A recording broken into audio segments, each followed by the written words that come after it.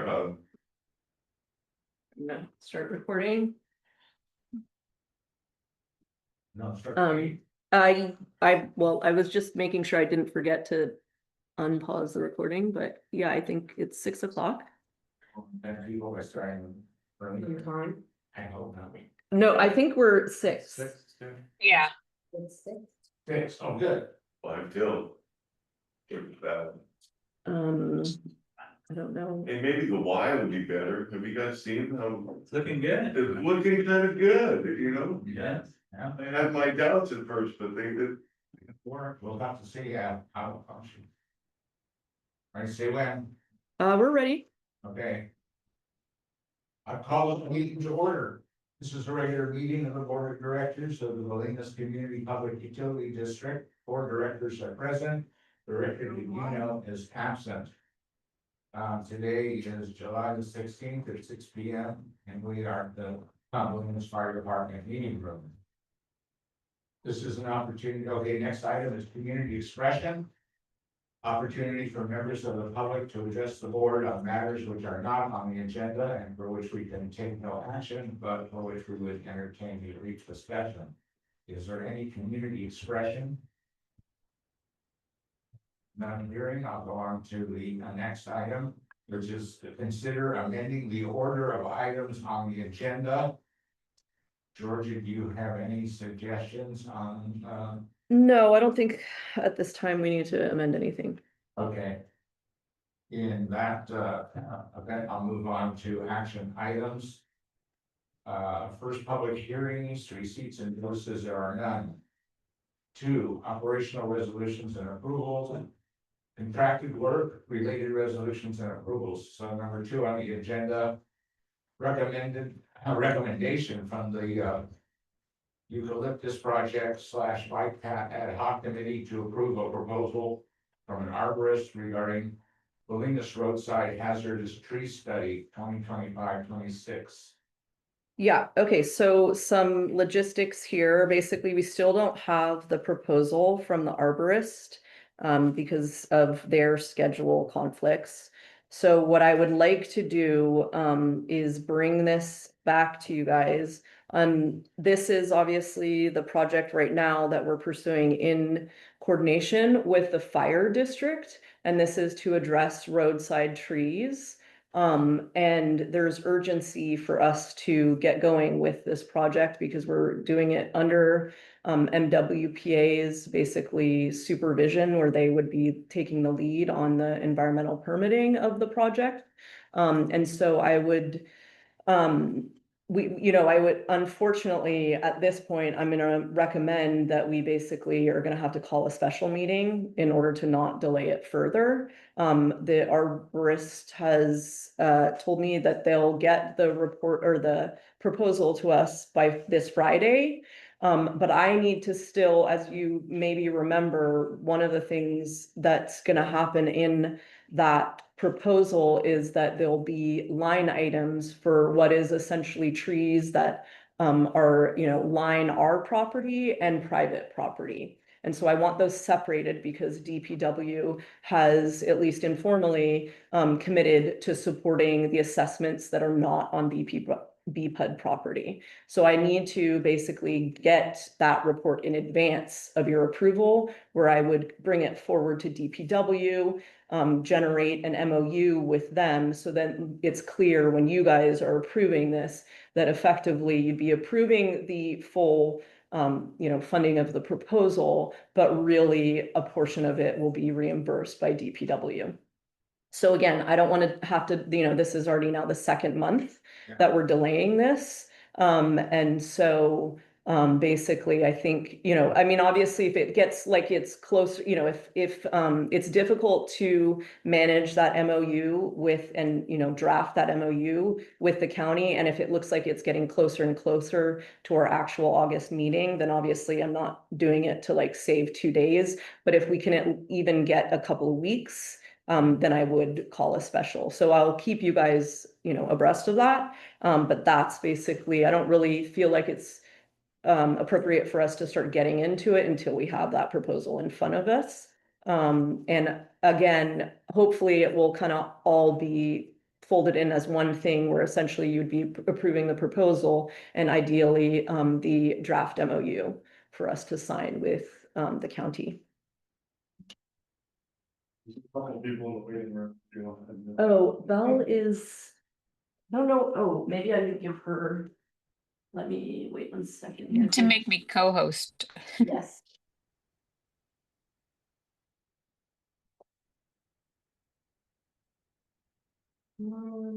Hey, right there. You just missed it. You got one winner. There you go. Oh, Val's here.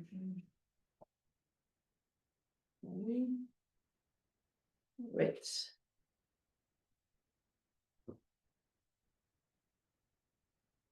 Ready to move on to the next one. Mhm.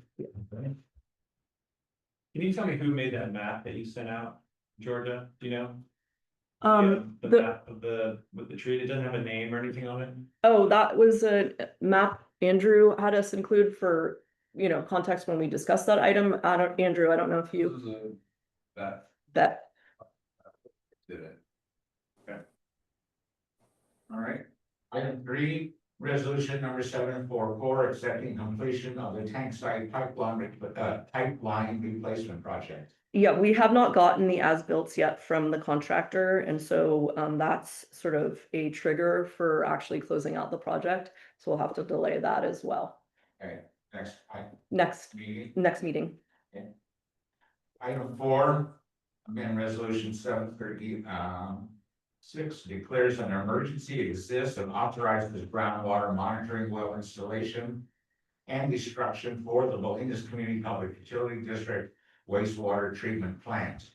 Okay, so you guys approved this resolution last meeting. Unfortunately, the day after you approved it, I got a call from West Yost and they said their, company was no longer allowed to contract directly with drillers. And so this resolution was originally written, if you see this last line on the page, it says to authorize Pencor. The amendment, the original version said to authorize West Yost and its subcontractors. So we needed to change that where we're directly contracting with the driller. So that's the only change. So I just wanted to make sure that that was, rectified. So do we need a motion then? You do, and just, if you can just approve this resolution as amended. Okay, Make that motion. there's a second, Second. all in favor? Aye. Aye. Thank you. Item 5, approve contracts associated with groundwater monitoring well installation and destruction project, and that would be West Yost, Pencor Drilling, and Rob Daly. Yep, and just some context here, this is related to our tech order, right? This is the big revamp that we need to do of our treatment facility over the next 10 years. The first part of that was essentially improve our monitoring of the groundwater there. We had 2 existing wells. When we had them assessed, we determined that they were basically defunct. And that they need to be destroyed, basically filled, so that we're not contaminating groundwater. And then we need to install 3 new wells. The breakdown of that is West Yost is the engineer, the drilling contractor is the Pencor, and Rob Gailey is the overseeing hydrologist that would be, ensuring that the work is being done appropriately. The reason we could have done that all with West Yost, we basically subcontracted with Gailey because it's less expensive, because essentially we need to pay for the hydrologist travel. And so basically that's what these 3 contracts are about. One point, thank you, Kevin, for pointing this out. There's an error here. So if you guys can essentially approve these contracts with the modification of, on the Pencor one, on the first agreement page, it says the undersigned contractor offers to furnish the following services to the BCPUD: installation of, and then what I'm going to change this to is of 3 groundwater monitoring wells located at BCPUD's wastewater treatment plant at 101 Mesa Road. This incorrectly says wells located at 31 Wharf and Mesa Park. It's also in the title up top. Thank you. So this will installation of, again, it will say ground water monitoring wells at these CPUDs treatment plant at 101. Need a motion to, for us to approve these contracts? Yeah, I think that you can approve them all as one lump, where you'd be approving all three. That's to approve them collectively. Does anyone on the board have any questions or comments about any three of these contracts? I had a question about the West Yost contract, Mhm. age 17 of 20, task 4, it breaks down the tasks. Task 4 is the creation of the report.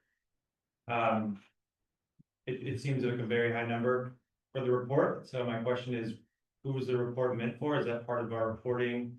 It's Close to out the, this tech order, or, I mean, it's not to close out the tech order. I mean, the amount of, basically, we have multiple reports that are due over the course of several years. This is like the least expensive of those reports. Okay. This is essentially, I mean, part of it will be, I think actually includes like the first round of testing and stuff like that. So there's data in that report. And it's essentially confirms that, you know, basically details how the installation went and all of that. So I think some of it is actual data collection.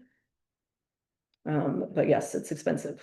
okay, But yes, these all get, they submit them to the regional board on our behalf. When they prepare them, and they, so for instance, I don't remember, it was something like $15,000 for them to prepare, or maybe even 30, I can't even remember. But basically the report, you guys already approved this last year, but in October of last year or December of last year, they submitted the work plan for this. And that essentially got approved with contingencies, basically, or conditionally approved by the regional board, where they said, because really, this is pretty nominal to have, we essentially have one well being installed, you know, effectively baseline, where it's, you know, what does the groundwater look like coming into our treatment facility is the idea, and that gives you sort of baseline measurement. That will be right at the corner of Mesa Road and Overlook. Then there is the 2 downstream. So we really have pretty nominal monitoring, and we're, you know, I'm obviously happy that they approved that, but one of the things that we'll need to show is basically, I think that this report essentially will provide evidence that this is sufficient. If the regional board doesn't agree, then they'll make us install more monitoring wells. So we'll see. thanks. Any other questions or comments about those contracts? All right, can we get a motion in to approve all three of them? I so move. Second. Motion. Any further discussion? All in favor? Aye. Aye, 4-0. Okay. I wish Rob was here. I wanted to ask him, it seems like a unique opportunity while we're drilling down on the mesa. We don't have these opportunities very often, so I'm wondering what else we can learn from these drillings, like considering all the seepage and everything. Yeah, septic would be an interesting. Yeah, thing. so I wanted to talk, well, I could talk another time, I guess, but you could talk to him perhaps and just see what else we can learn, if anything. You know, since we're doing the work and spending all this money. Anyway, that was my other comment. Okay. Right, move on to item 6. This is district to issue permit and approvals. Item 6 is discussion of obstructions and encroachments in the public rights of way. Josh Churchman. In our binder is emails from Kyle Churchman and from Assis and Chuck Oaklander, I believe. Yeah. So before we just start this discussion, I would like to just disclose basically that I've known the Churchmans and the Oaklanders for many, many years, quite close socially. And when this dispute originally arose, I made an effort to try to get it resolved by meeting with both sides basically separately and together. And at one point actually thought it kind of had been resolved, but apparently it's not.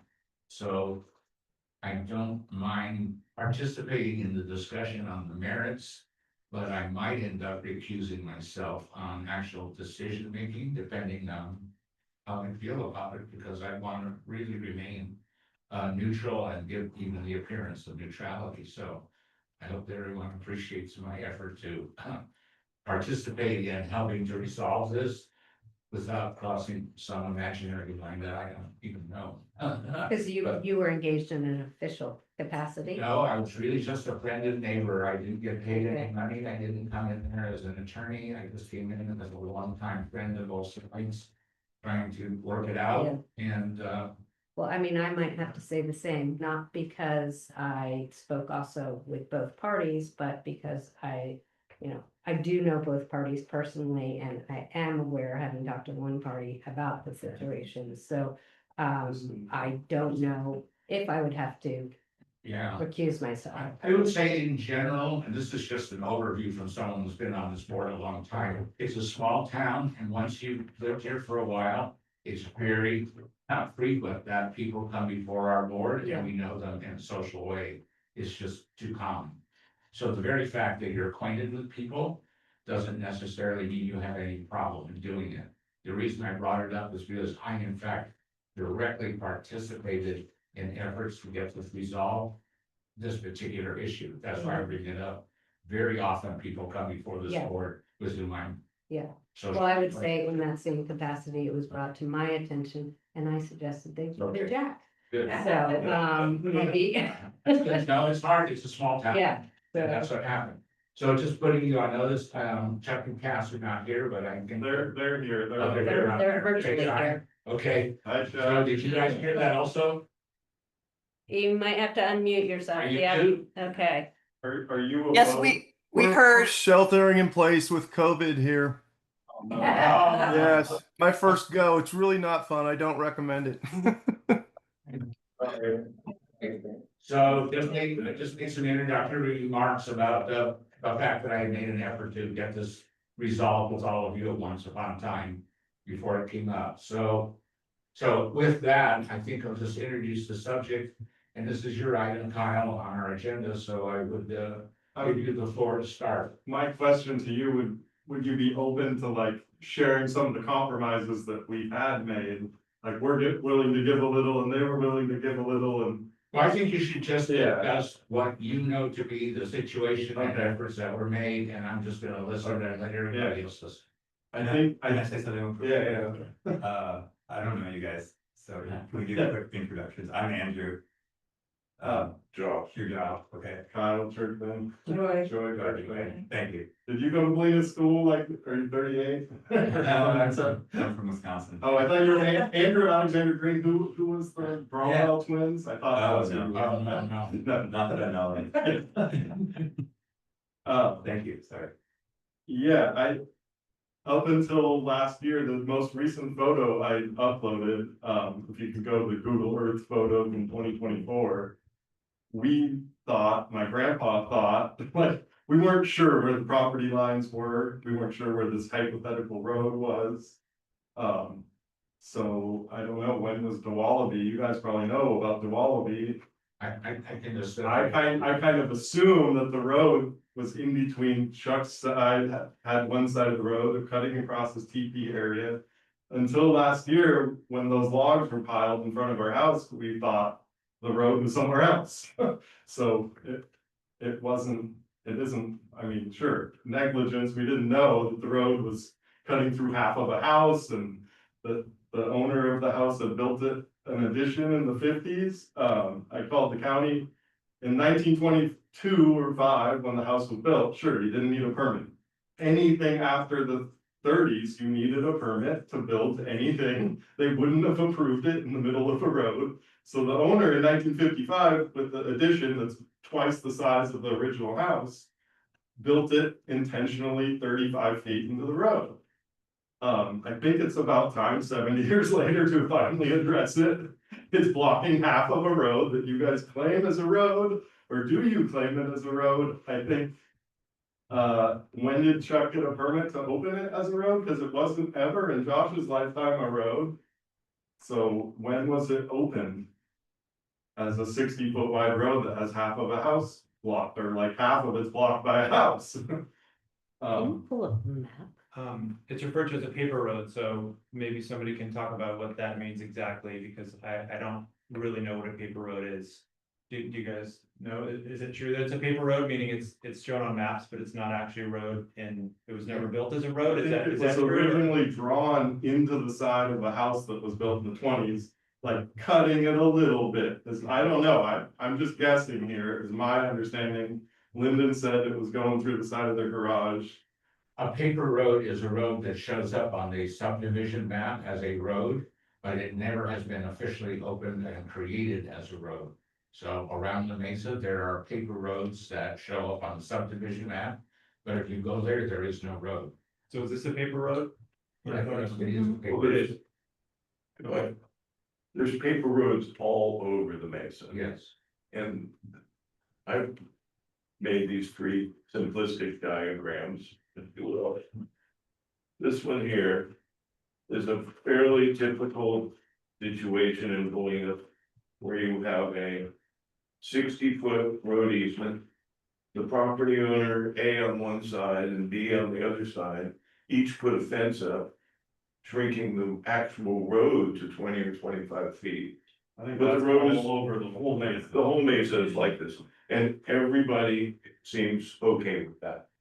As long as the drainage is good and the garbage trucks can go in and out and everything, we're fine, and that's what happens. At the lower part of our. Of both of our houses. With the situation just like that. Yeah. 60 feet one side, 25, the difficult thing is it's a Y, so I don't know what we do with the Y. Right, well, that's my third diagram. So this one here, it's kind of interesting that I talked to George Krakauer, and I talked to Bill. And both of them referred to the situation of paper roads in Bolinas as the wild, wild west. Meaning, guy who is the most forceful, has the most money, gets to do what they want, everybody else doesn't. And I would hope in 2025 that isn't the case, because it's gonna get worse that way. Players with more money are coming in, and land is a valuable commodity. You know, if you vacate one of those roads, you've in a sense given that adjacent property owner a cash value. Well, you can formally vacate the right of way and give both one owner, one owns one side, they get to the center line, you officially take it off of the map, it's no longer a road. Chuck would get a third of an acre for free. He currently has a third of an acre for free in a vacant road. So one way or the other, he's getting a third of an acre for free.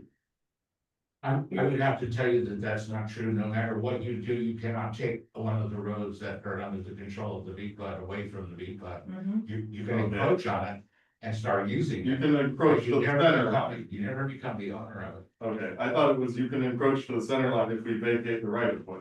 No, there can be a vacated, roads can be vacated and abandoned, but Yeah. not by us, because we continue to exercise control over all the roads. Yeah, I've been trying to vacate it from the county for 15 months, Yeah. and I just keep getting looped around to another agency. They're not county maintained roads, that's Yeah, why, they were dedicated to the county and the county turned them down, Yeah, so so they never became county roads. this is where I think the issue becomes an issue of ethics, of Okay, what's fair. That's what I tried to get on the agenda, but somebody changed it to encroachment and whatever, but here's one that George brought up.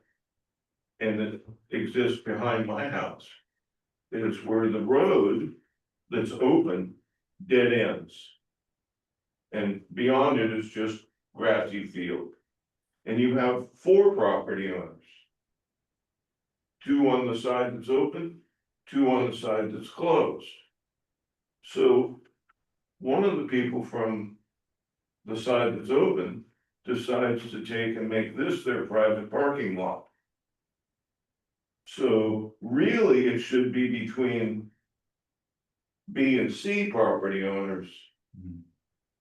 not Is that, the other two, because their property stops right here. Yeah, that's what we have at Ivy Road, Yeah. is this owner is parking tractors and stuff. It's not the Chuck, but the Yeah. Roberts who own the house over here, park whatever they want at the dead end of the road. And if you go down to the end of Grove, right where George Krakauer Yeah, lives. David Moritz's son-in-law is. It's huge, just the parking lot, the entire- whole road is just part of the parking lot. Yeah. And really, it's your isn't it the B-Pub's property? It is for purposes of asserting what we've always called dominion and control. We're not really the title holders of it, but no one asserts any ownership or title, so the BPUD by default has for many decades asserted control. Because somebody has to, we do it for purposes of access, drainage, our own infrastructure.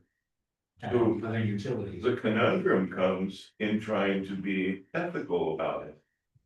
That's where, cause really, on this one here, where I feel for the first time, I've lived in that house for 69 years.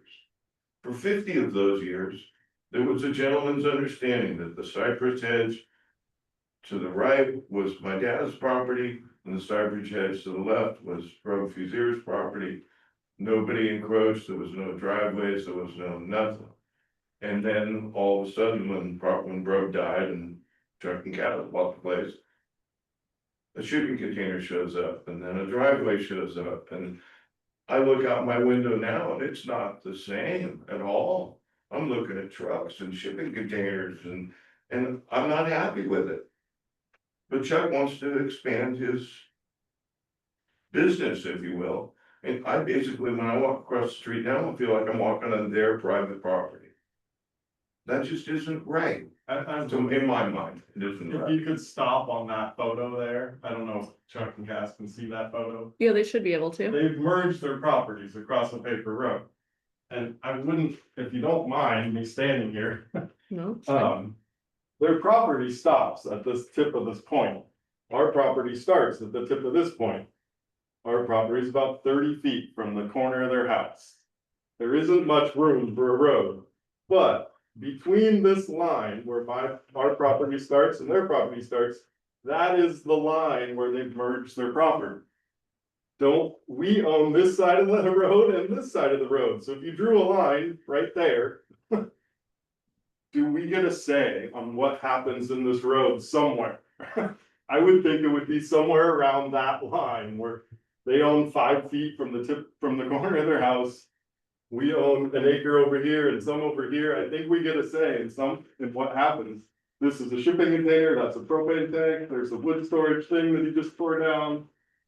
This is the cypress hedge that kicks this line over this way a little more. The cypress hedge was sort of a gentleman's agreement between my grandfather and the previous owner. We're gonna block this road with cypress hedge, you get one side, I get the other. And So- it seems like a pretty fair line to me. Instead of me owning the side of his garage and he can't even put a shipping container there. I'm not asking for that, but I don't know, maybe he can't put anything on the other side of his garage because he doesn't really own anything over there.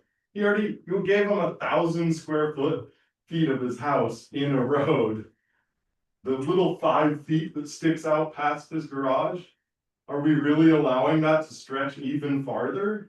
Into what technically might be ours, if we own both sides of the road right there?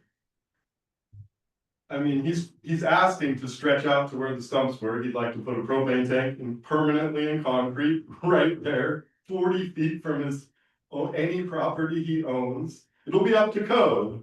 But the county Building and Safety Department of Land Development does not want it in the middle of the road. That's not okay. You could bury a line across to his real property. What is it that you would like the BPUD to do? To draw a line on that map where I get a say on what happens in the road. In the road, Do we get any say? okay? And sorry, can you guys describe if you use this picture as the sort of gentleman's agreement that you guys have both referred to? Can you reference what exactly that agreement was? Sure that, what you see now is a cypress hedge. Mm-hmm. That hedge was the line, if you will, even though it's really more. It gives what's now the Okander property, it gives them more, because the house is actually 30 feet into the existing road. But that was the gentleman's agreement. Was the gentleman's agreement that Well, you know- this side of the hedge was Yeah, yours the and center of this, the hedge is stumps. the center of the hedge was the Was understanding of that? stumps until about 2 weeks ago when he ground all of them up, and now the driveway can go anywhere it wants, because there are no stumps left. Well, their current driveway is on on our side of where this, you know. Gentleman's agreement that was settled, that was started in 1950, both parties that agreed to it are now deceased. So, the view out my window for those 50 years was the cypress hedge. I didn't even see Brooks' house. It was beautiful. And now when I look out that same window, all I see is a shipping container and tractors and trucks and, you know. I think that David Brooks last week said it'd be good if we could all come together and talk about what we agree on. I kind of wouldn't mind a fence where the cypress hedge is.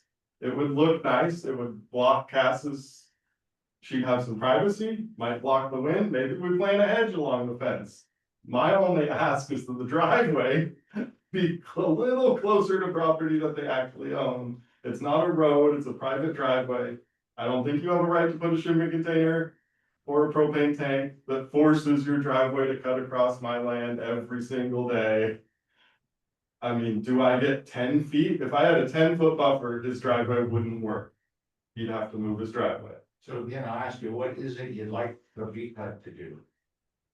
And I have a 20-foot encroachment into the road, I'll build a fence. Can you have a 20-foot encroachment? From the corner of my property towards where any property that he owns would be the line, I would think, or towards the edge. You mean an encroachment on the paper road? Well, Cass wants to build a fence. Now, listen, how, now, you could, tell me what it is that you want the VPUD to do.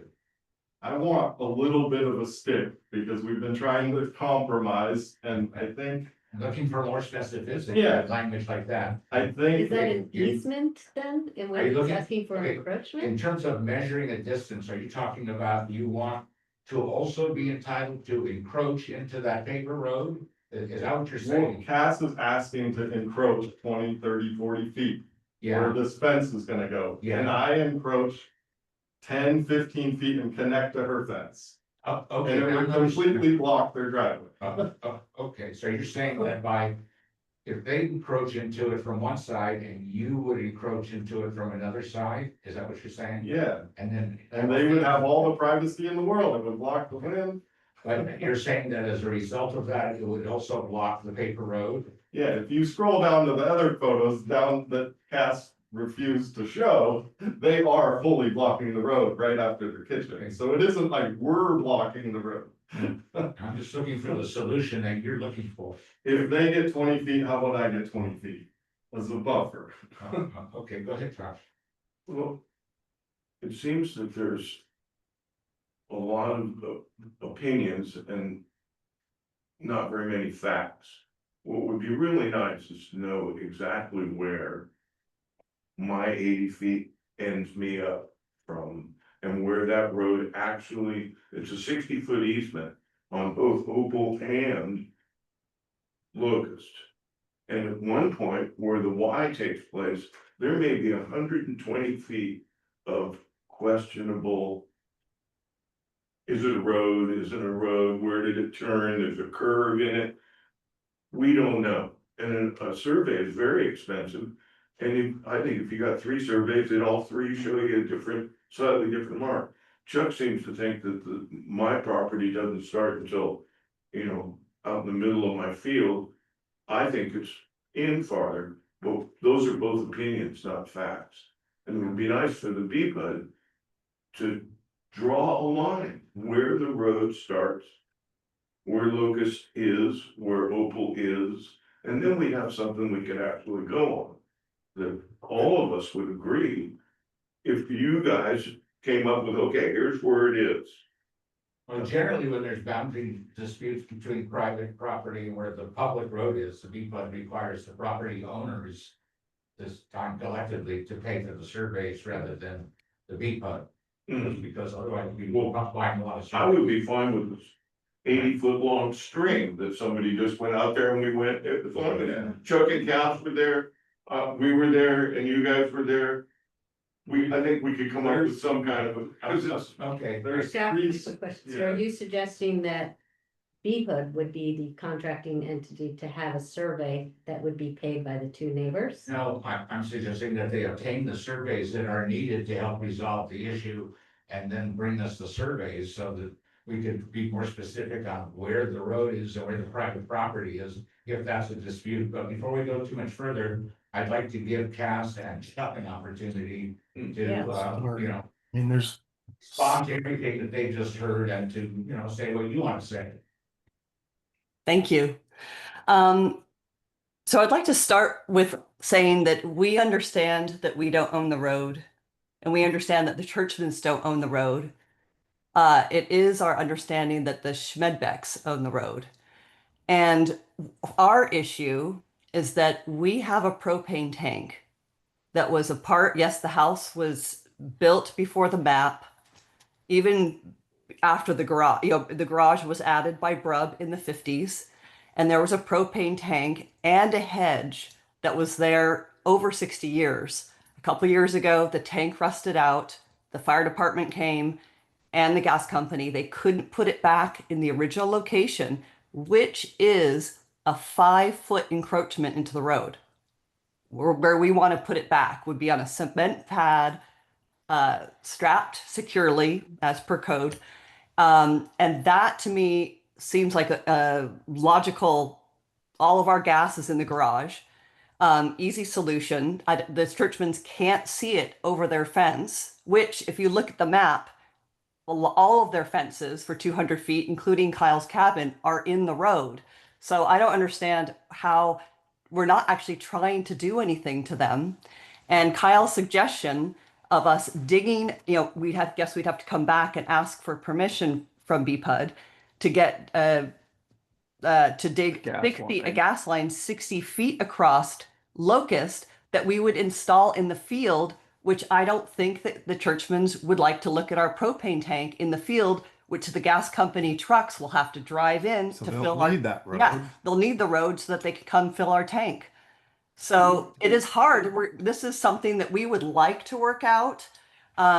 We were hoping to put a windscreen and a curved fence like Josh's, which is on Opal Road, that is not on their property line. So everybody in Bolinas, I go on walks, people's propane tanks are outside of their fences. We are not trying to hurt them at all. And we would like to be good neighbors. And the gentleman's agreement, we just recently had to take down the trees because of the propane tank. Yeah, I don't know what to say. To the gentleman's agreement part, I'd like to know if that lived on after the passing of these two elder people. What happened to the budget for maintaining those trees after they passed on? I've trimmed those trees to tens of thousands of dollars at Josh and Joy's request for their disappearing view. So like I stood up to that honor, that non-written contract, and did the best I could do. I stood in their living room multiple times with them over the last 25 years and said, let's improve your view. There was always like, I felt like I held up my end of that. And when the trees had to come out, it was against my desire. That was the fire department saying, get those flammable trees out from over your propane tank. And in the meantime, set your propane tank so that it's legitimate. It follows code. I'm still trying to struggle with why we can't put our propane tank back where it was properly. Okay, is there anything more that you want to say? Would you like to respond to what Kyle's proposal was? Because I asked him, what would you like the BPUD to do? So I would ask you the same question. What would you like the BPUD to do? Well, first of all, I don't think the BPUD should be responsible for surveys. And I actually would like to point out in this map that's up right here, there is a corner marker from Mark Wallaby's surveys. There's He surveyed the road. We found a corner marker right there where it says locust in writing, and right at the T, there's a corner marker there.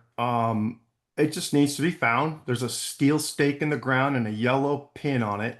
So that could actually be a start. And I'm pretty sure that's where it becomes a 120-foot wide easement there, of which much of the Churchman property is opal at that point. It's a little ludicrous to me that they're pointing fingers at how I'm using the road when it's all over. You know, they're using tons of the road. Lots of frontage on their property is well in the road. So it's kind of like a NIMBYism there. I would like you guys to look at that before you make decisions on what you're going to do about our situation. Or simultaneously. How about that? All right, so now I'm gonna go around the table and listen to other board members that have been listening to this. And that is, Can I just say one, like, 10 seconds? My hope was that you wouldn't decide anything today, because I had 72-hour notice to approve this fence that already had fence posts dug in, like 72 hours to figure out what we're gonna do. okay, I didn't have any warning about this fence. okay, Are we deciding anything tonight? I mean, this is just up for discussion. I mean, is, well, it says discussion of obstructions and encroachment, so it's not on for action, so we would not make a definitive decision anyway. yeah, And just by the subject matter, it sounds like there has to be further fact finding and things of that nature, but I wanna see if the board as a whole can create what I would call a game plan for how we approach solving this problem. So, Can I just provide a little bit of Please. context? I did put it on for action, but not with any intention that there is obvious action that would come from this. Just to give you guys the liberty to, if you needed to make a vote associated with this discussion, you can do that. I would say that from our standpoint, we've already assessed this, and I understand the fire district has also as well. And neither agency has any skin in the game. It's really what I think I mean, I understand that we're kind of, pseudo overseers of property lines, but as everyone has pointed out, there's a lot of encroachment that happens all over the mesa. And really where we are firm in our kind of oversight and management of the roads is where we have infrastructure, or where we've coordinated with the fire district and they have pointed out emergency access issues. I would say in this position, I mean, obviously you guys can take on whatever role you want, but really I would see the board as mediating, a conflict, and you guys are kind of helping to try to resolve this amicably. yeah. Let's start with you, Kristen, what do you think? I mean, obviously, I feel that we as a BPUD should maybe looking at a policy of these paper roads that we are responsible for either maintaining or having some clear jurisdiction, or if somebody's gonna apply for an encroachment easement, right? It would be an easement, but it's not clear to me who actually owns those abandoned land.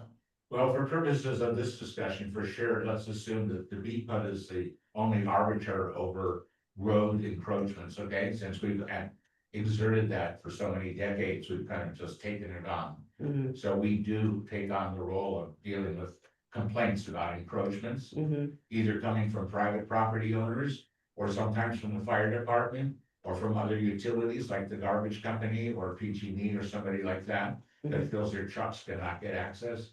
So we have exerted control over encroachments and have asked people to move them when those things happen. mhm, Also over our own infrastructure, mhm. but I understand that we don't have any infrastructure under Locust, is that true? Yeah. Okay, But do we have a policy in place that allows us to, we have a policy of entertaining complaints about encroachments on a road. Whether it's an actual developed road or even a paper road. mhm. Well, I mean, I do think it needs to be, and it needs to have some clarity of whose program scope is. Because I'm hearing, put a line here, put a fence here, that's not really clear to me, so I would ask that first it be surveyed and then there'd be some kind of submittal of what the program is that's being proposed by both parties.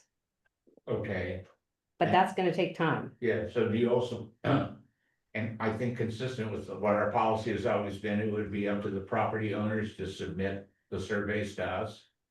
Rather than us buying the surveys, essentially. Yeah, I mean, obviously, it would be great if they could agree on one surveyor, Yeah, because that has to be submitted to the state, or to the county anyway, as an official legal document of where the monuments are set, and that will determine their properties and the paper road in between. okay, all right.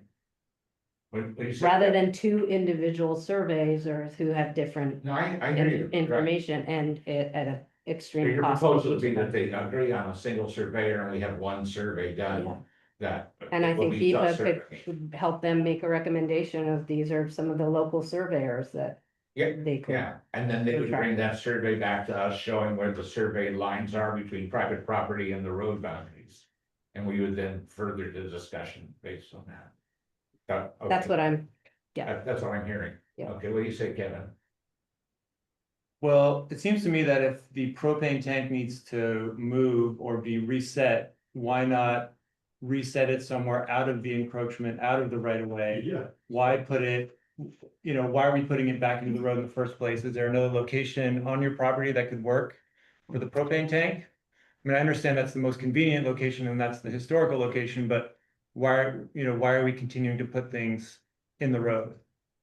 Well, we would We need, described that already. we just described, yeah, we would have to get a permission from from the BPUD to go to under the road, the whole dig road. under 60 feet of the road and put it where it says Oakander Hicks, and we'd have to put it over there, which would require, at the moment, the gas company fills it from Opal. They don't drive in, but once we put it over on our property over here, we already looked at with our plumber, we can't put it down below the house. So There's no room in front of the house on Opal. yeah, this is on Opal in the front, so we'd have to either go 5 feet. And I'd be great if the board members want to come and look and see. And actually, this tip of that's here is actually to the left. You see that green shipping container? That point is actually underneath the shipping container.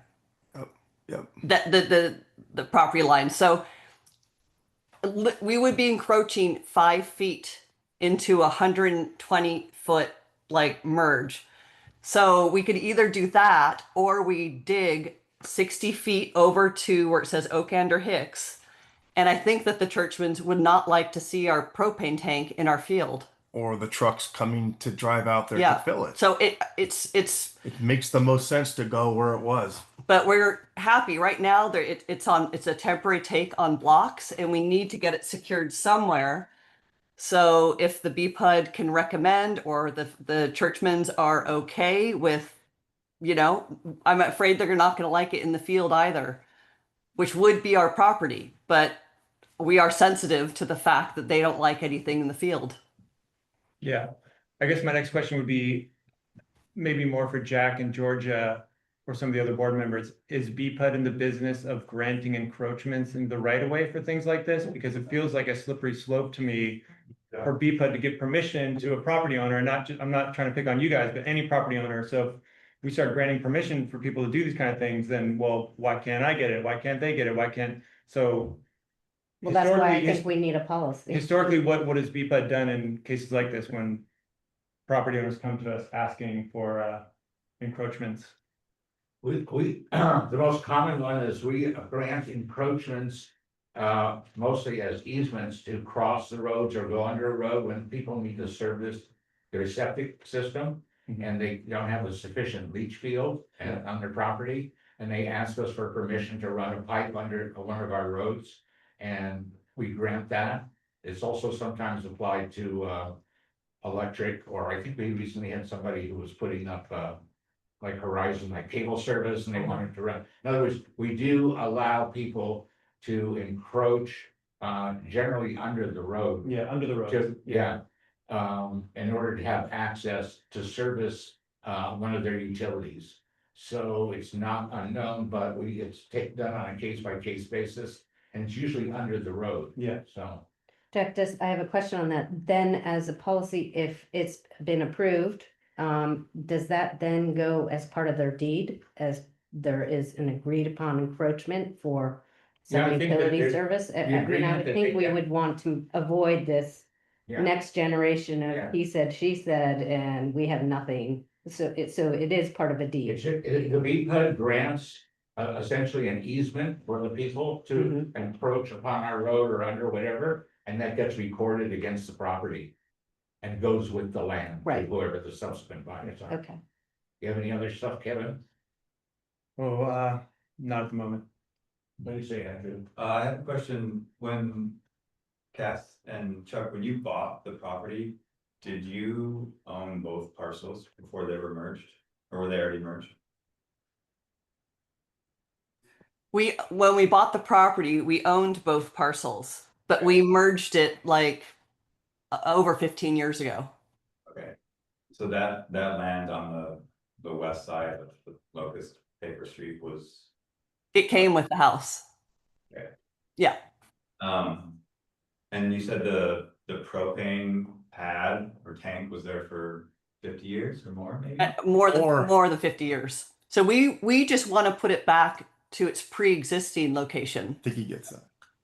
And That's interesting. So he's um, saying that they merged. the house was these two built properties. before these lines were drawn That's by not what by you- the Smedbeck firm, whatever, in the 20s.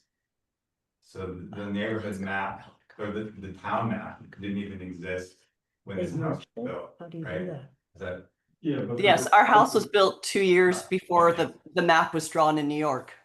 Easy okay, so road the through current, it. the garage was not, I'm just collecting everything here. So I'm sorry that this is happening, first of all, it's Yeah. tricky. I know you guys are friends and. Well, it shows it's it's two different Not properties. nice to have Parcel. conflict. I don't think you guys wanna spend 30 grand on a survey. Yeah. I don't think you want to spend fees on attorneys to record deeds. I think like, if you look at this drawing, the Churchmans are clearly benefiting from a bunch of land that isn't technically theirs. And, Oh. and the Oaklander and Hicks are also benefiting. Yeah, Um, in where I come from, your lot, Churchman's across the street, we call it a shower curtain. Where you buy extra land so that you have a little bit of a buffer. My grandpa- From your neighbor. And I'm assuming that that land is something that you want because it's your view corridor to the Yeah. other. But when you look at the drawing, the other overlay where the hedge was. yeah, could you bring that up? You're essentially like, you didn't have as much view because of that hedge line, right? So wherever that line was your view for years. So if they were requesting to put the propane tank there and it had never been there, I would have been like, no, there's no precedent, or like, you can't just pop something in the right of way. But for me, it's like, it's really not a road. It probably never will be a road, and it never was. The fire department doesn't need it as Yeah, access. George said he doesn't care. Yeah. He can't get back there. Like, George would probably drive on your lot. They've done that, but he's, yeah. So it just seems like you guys are both kind of just benefiting from like how things shook up, like. So And how- can I just point out a couple of things, just in terms of if they did get that survey? I don't think, like, let's say we even took it for granted that these points and are actually kind of the real survey marks. I don't think that adds clarity to this because you're like, this house historically was built in the right of way. So, I mean, I don't think anyone is proposing here, remove your house. No, Right? So the survey marks that you get back are not going to really inform what needs to be a cooperative understanding. Hey, we're all in the rights of way here. How can we make this all work since we're not all happy right now? Yeah. And to me, I come back, I think I'm kind of getting the same kind of thing that Andrew is, which is it seems like the removal of the hedge and the the kind of degradation of your view is really what is prompted this, because the tank is in the same site that it was before. You just couldn't see it before. Yeah, we brought up the shipping container. I care about the gas tank as much as I care about the shipping container. Rather look at a hedge than a shipping container, but there we go. I think my mom has a point that no car had ever driven on that road for 70 years Yeah. until about 2017, when they had a nice little wood chip thing under the hedge, and it was only Cass's car. And now, when you say we're benefiting from the road, if you scroll down to the Cass's second photo, that entire driveway and all that dirt, that's all Chuck. No, Like it's not. that is him up to the, like, on our property is his driveway. Like, maybe it's within an inch of our property. But is it headlights that are bothering you? Oh, or- there's headlights coming Like, I guess I just wanna like, Oh, look, too many people talking. yeah, I don't like, I think you just need to find a compromise. You're not gonna like, we're not gonna stake claims in the ground and make legal, I mean, you can if you wanna go down that years-long battle, but I think you just need to figure out a compromise because. But isn't that why they're here? Because they Well, haven't figured out a He's compromise. been trying for 15 months, we don't talk What to you're each trying other. to say is like, if you guys get those lines drawn, doesn't solve anything. Yeah, that's my point, is if I go spend 30 grand on a survey, and it turns out it's 2 feet into his driveway. If you won't give me like a 5-foot buffer where I can build a fence, or every house on the mesa has a fence Yeah, 10, 15, 20 feet into the road. If you're not gonna grant me a little encroachment, but you will grant Cass, she's saying 5 feet, it could be 40. Where the propane tank is 40 feet from her current. 40. Look at this mark. This is their property right Let here. him do this. This is the propane tank circled in red. Hard in meetings. That's a 60-foot wide thing. Is that halfway across? I think that's more like 3/4. I think the. Nobody owns the roads. The gas company will tell you that there's a certain setback from the tank to the Yes. structure, right? 30 feet. 30 So the corner of their garage is 30 feet from across the road. Their garage takes up half of the road, 30 feet. Well, of the- Kyle, in can I, the road. I called McPhail's and they said we could do it 10 feet from the structure. George said 30, but McPhail said they could do it 10 feet. Would you be okay? Which it would be 5 feet encroachment because that point is not at the edge of our house. Would you be okay with if to go back to the original location where all the plumbing is? Would you be okay with that? I just would clarify, the corner of the garage is 30 feet from their nearest property. Cause they own half the road, their house is half of the road. Yeah. So a 30-foot trench across Locust that no one, it's not a road. 30-foot trench across their driveway would put the propane tank on their own property, up to code with straps.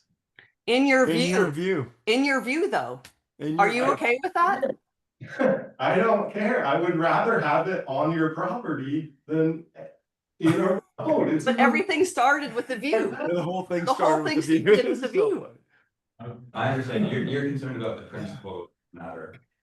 Like, not if it's practical or not. No, but the principle is because of the shipping container and everything in white there.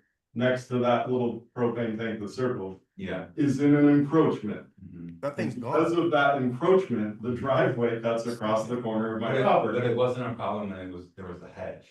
No, there wasn't a road when there was a hedge. It wasn't a Yes, driveway. there was. Yes, there Yeah, was. you see that road for I- years. I trimmed trees for Brub Fousier and drove in there 4 years ago. So this is all not accurate information. I drove in there for Brub many times doing tree work for him. There was always access off of that road to drive down Locust to get to those trees. I'm talking from years and years of experience working with Brub Fousier. And the BPUD used this right of way to reach the end of it, Robin Road, Yeah. which there's a paper at which they couldn't reach it. They came down, it was just a couple years That ago. was Locust. They came down Locust to reach other right of ways. There's no Too lo- BPUD yeah. infrastructure on Locust. But They There did is. use it for an Two of emergency. them. And the other thing is, There's Kyle, one. why your cabin is in the road? So I don't understand. This is a What this is ridiculous about. conversation. If you scroll down a little bit, they'll ruin my photos. You Oh. see the road, do you think it's blocked there, past their house? It looks a little blocked to me. So when the B-Pud came down, they drove through our grassy field with trucks in the middle of the night. They, just like Dualaby did in the 90s with my grandpa. The way to get down there is to drive through my field. Chuck does it, going around his teepee fence, headlights shining into our living room. That's, so they That have. wasn't an emergency. That was an emergency. Please contact the people that were there in the night. Please contact the workers that were there. I had no blockades for them to get into their equipment that was failing at the end of Tulip Road. And in fact, I went down there in the night and cut trees out of the way for the contractors who couldn't get to the leak. I just would like you guys to understand something. I've been a good steward of this land. I've been really kind to you guys as a neighbor. I've been thoughtful about how I use my land. We keep talking about the elephant in this room is that you guys want your view across our property out there in the meadow. And you have And it. that's the one that you haven't been saying. You've had that view across our property the entire time for the last 25 years that I've been here. And you have it now. And you still have it. And there's something that I'd like to refer to in this picture that's up right here with the little circle and the X's on it, the red line. That whole structure is gone as of last week. I've removed almost everything from that space. So you're not even looking at that anymore. I'm baffled by how you guys, every time I do something to improve the situation, you up the game for me to jump through new hoops that I can't even reach. I just would like the B-Pud to look at that. Let's take a look together. I invite all of you guys to come out and stand there with us. We can put our fists away and just have words. It's really upsetting. This is ridiculous. We don't know what to do with our property. That's one of the things that we're not remembering, the beauty where we are all lucky where we live. And there's so many positive things that are coming up in this meeting, but there's so many wonderful things about where we live. And I don't wanna go there, but I wasn't gonna talk, but I do love watching the birds on top of the TV. Okay, so, All right, yeah. so we can't keep talking around this, so we've got to reach some point about what the B-Pud as a board can do to help you resolve this, because the issue that brings it to us is that these are roads. Opal is a usable, road, and there's a paper road, okay? So the paper road isn't being used as a road, but there are encroachments that you guys are asserting shouldn't be there. And it sounds like, Kyle, you're also saying if they're encroaching, then we want to encroach as well. So they can go this far and I will go this far. Well, I'm just saying, 5 to 10 feet would completely block their driveway, if I encroach 5 or 10 feet. And It doesn't matter where my survey goes. Okay, is that what you want to do? No, I want a grassy field that has no fence, but I think I have to have a fence to stop cars from driving through the field. So you want to stop the cars from driving through the field because when they're driving through the field, they're actually driving on your land and not the road? Is that what you're saying? Yeah, for the last 30 years, we've been fighting this, 3 generations, we've been fighting Yeah. this. And because they can't drive on the paper road because it's already covered up or encroached Obstruction. by the structures, okay? So how do you respond to that, Cass and Chuck, to what he's just said? Well, first of Well, all, we need to access this our is fair. property. And if we move our propane tank back to the original location that it was at for over 60 years, it's right now, it's in the middle of the Locust Road. it opens the road to It move opens the road, yes. I mean, we need to be able to access our property, the merged property. My electric car I have to go through the paper road to charge it. And, Let me Stop you right there. Yeah, so what you think about responding to that Locust Road, then, for them becomes more than a paper road, it's actually gonna be used as an access road to get to a portion of their property. So their proposal is to move that shipping container even farther into the road to block the wind. Stop right there. What do you think to that? What he's talking about, you're gonna move the shipping container to block the road. Not to block, not to block the road. That's not, we were gonna put in a nice curved fence to protect where the cypress hedge was, to basically screen our propane tank, our garbage bins, and we were taking inspiration for Josh's lovely curved fence, which is all on Opal Road. We are mostly on our property line on Opal. They're occupying most of it, which we don't mind, but we wanted to put that in, and they objected to it, so we filled all the holes. They're gone. And now the only thing out there is the shipping container, which we have, that northwest wind, which now I put the garbage bins behind it. Like, we need some protection from the wind. I did want to pull it out slightly, but maybe we could just leave it where it is. But to add on to that, the gentleman's agreement that you were referring to back in the day, Josh, everything, maybe scroll up to the picture we were just looking at before. Down? Or yeah, There. down. Yeah. So everything we're proposing is within those tree trunks. So Yeah. you were saying that on one side, this is my space, and on the other side, that's your space. Well, everything we have proposed is well inside those stumps, those tree stumps from the trees that I removed. And I ground them out because they were hideous to look at. And we were trying to start from ground one. But we're actually, in those moves, we were actually giving public space back. We're not taking more. We're actually making more room for that road to be open, or however it needs to get used. More space, not less. I invite you to come see it. All right, Is it okay for, I was just, well, are we ready for public to have? very little. I'm thinking this is a bigger issue than, much as I love all of you and our neighbors.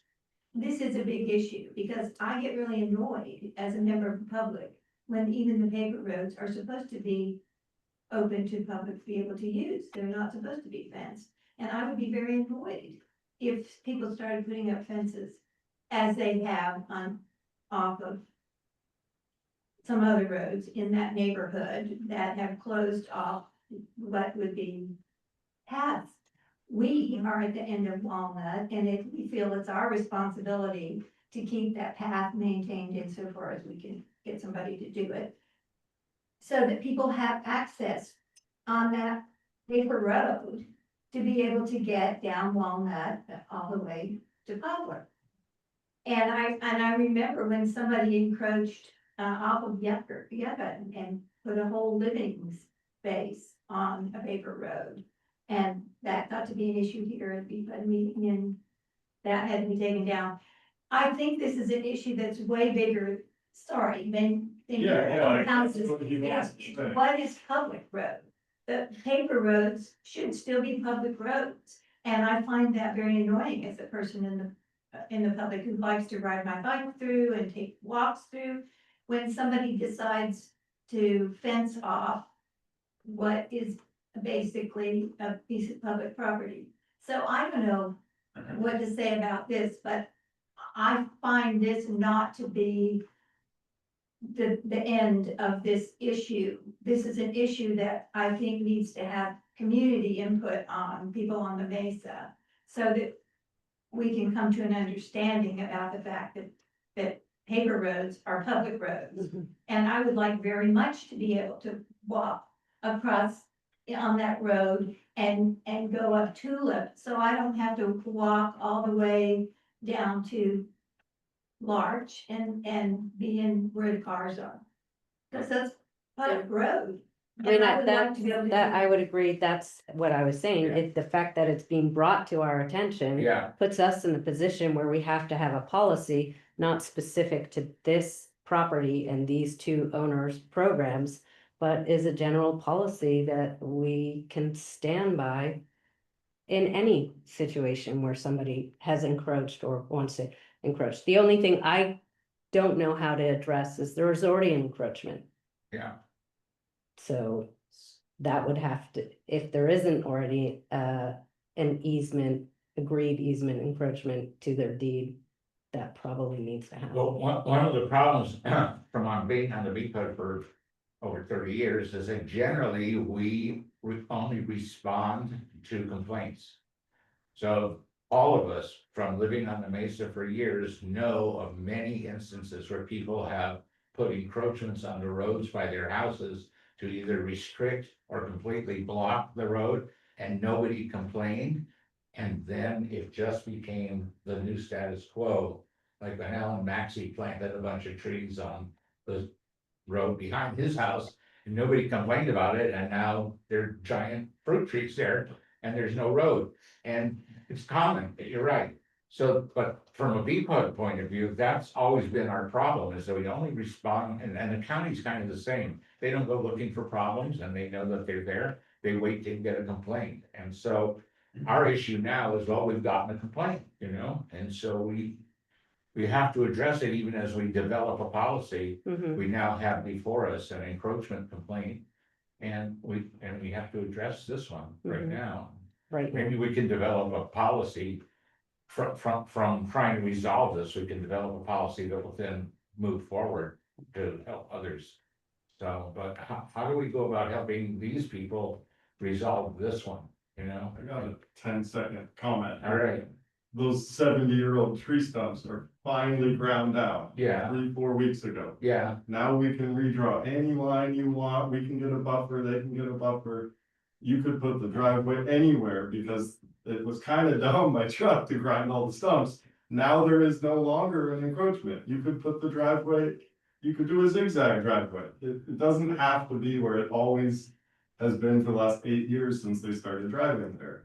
well, I'm kind of tuned into what Andrew had said, and I think Georgia chimed in too, which is that maybe getting a survey isn't worth all the money, because that's really not the point. And maybe what we need to do is just have members of our road committee, which I may be on. You are. Me.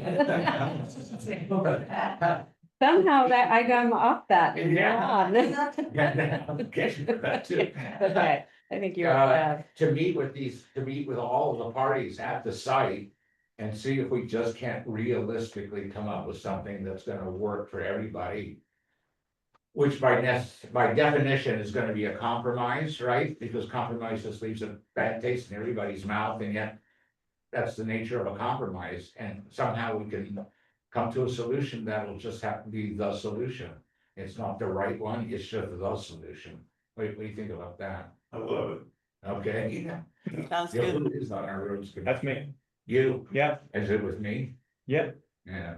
And just Okay. to provide some context here, I mean, one of the things that we were trying to clean up, this was informed by the mailbox encroachment Yeah. issue. Mhm. Yeah. And so Annie and I had started to develop what we were considering like an encroachment permit and cleaning up some of that because we just wanted to set a precedent of, you know, anything that somebody should be doing is they are planning to do in the right of way where effectively they're encroaching into a known right of way, whether it be a paper road or, you know, an actual used road.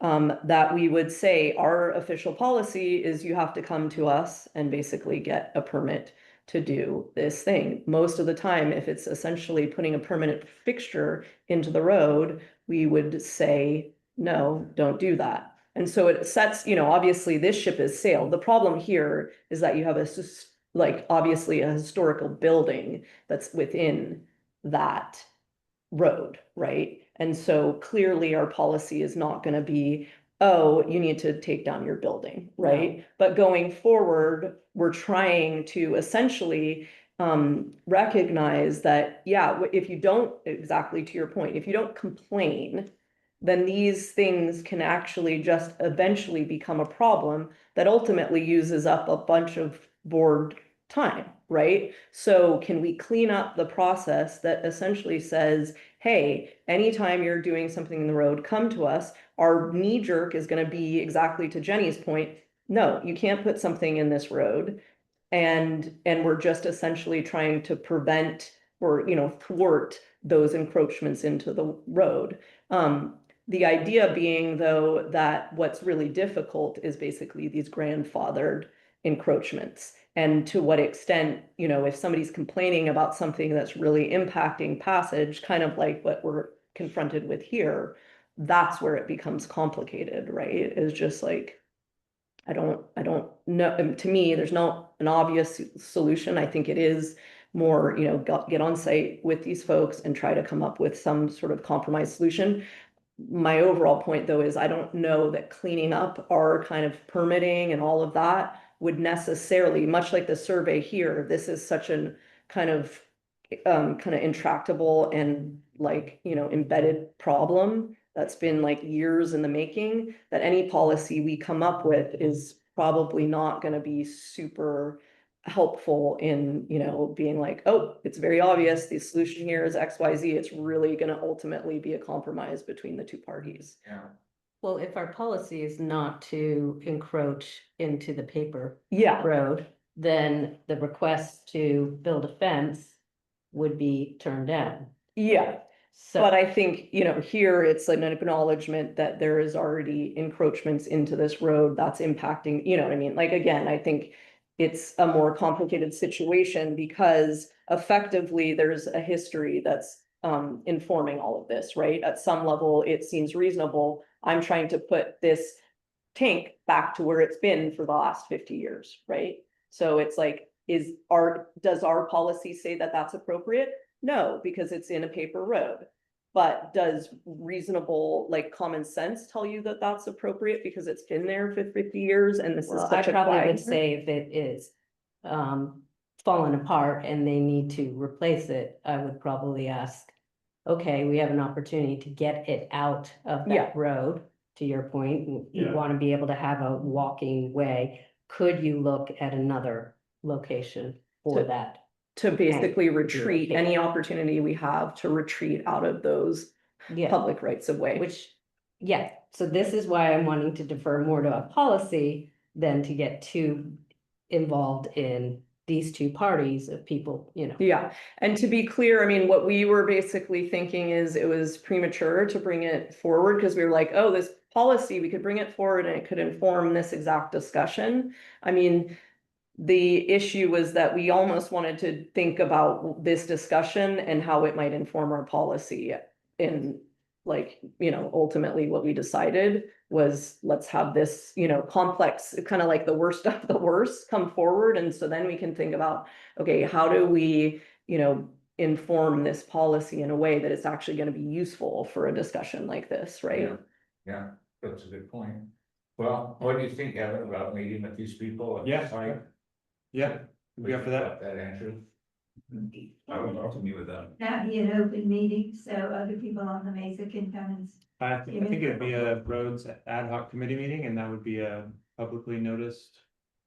Sorry, not ad hoc, No, it's a road committee, but yeah, you could, I mean, if you want to listen in on it, I suppose you could. Could I make a suggestion that you might do that at a different opportunity? Because this just, it already feels like Yeah. there's a lot of voices and maybe it just needs Jack and Kevin and the Churchmans and the Oakanders and We've I had would like 3 discussions in 15 months and they're all so heated that we're all scared to sit in a room together. Yeah, So- well, we don't want that. We don't want that. What do you think about that, Chuck and Cass, about a meeting with us and Yes, please. what do you guys think about that? Yes. Okay, let's try it. Then another meeting then that would be more open so that some of these other issues could be. I think, Jenny, as I was saying, this more like the policy itself is gonna come forward probably in August. And we would be talking about these Yeah. kind of broader issues, because I think there's a lot of issues related to this, is like, ultimately, we don't have an enforcement arm. We're not gonna, essentially people need to abide by our decisions. There's all kinds of complexity around, I don't think any of us want to get in the business of actually going and like citing people and saying, you need to remove your stuff from the rights of way. That's not really, I mean, I know that it's something that has been engaged before by the VPUD, and we just do not have the enforcement arm of our agency to kind of engage in that type of work. It's also not very it's thankless work, and it's not something that's going to breed a lot of, we need to have good community relations with folks for other reasons. And so I don't think that that's the direction that at least I hope it's not the direction that the board is pushing the staff. And so anyways, but it's a much more complicated discussion, but we'll bring it back for discussion in August, where we are bringing forward kind of a permitting process that at least is trying to, like, with the existing status quo, thwart further encroachment into the public rights of Yeah. way. So why don't we make those separate agenda items, about developing a policy for in general, but it'll be separate from whatever the results of our meeting is with these particular people over this particular issue. So that, hopefully something comes out of the meeting that we all have, where our committee would bring it back to the board and say, we've all met, and this was a solution that appeared to work for everybody. That sounds good, doesn't it? Yeah. And then, And then are we gonna have to vote on that? at the yeah, moment? and then the board as a whole would have to hear what we've come up with and what the people seem to agree to. And then at the same time, on another agenda item, use that hopefully as the basis of establishing an overall policy Mhm. that would apply not just to that solution, but going forward would be our policy on generally how we deal with these. Okay.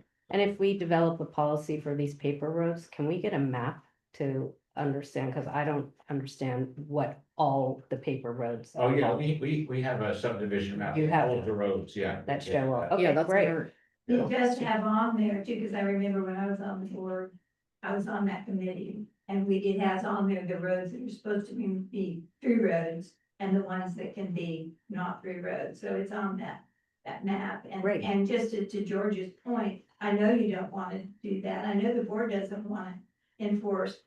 I don't want to, as a neighbor, go to a neighbor and say, you're being a jerk here by putting, that doesn't feel good either. No, So it does, whenever you come up with something, it needs to come up with a way that it can be resolved without you having to wait for somebody to come to a meeting and say this person is being a jerk. Because nobody wants to do that. That's right. It's your neighbors and you don't. Well, it is interesting that it did present itself when the post office closed and people started setting up these racks of mailboxes.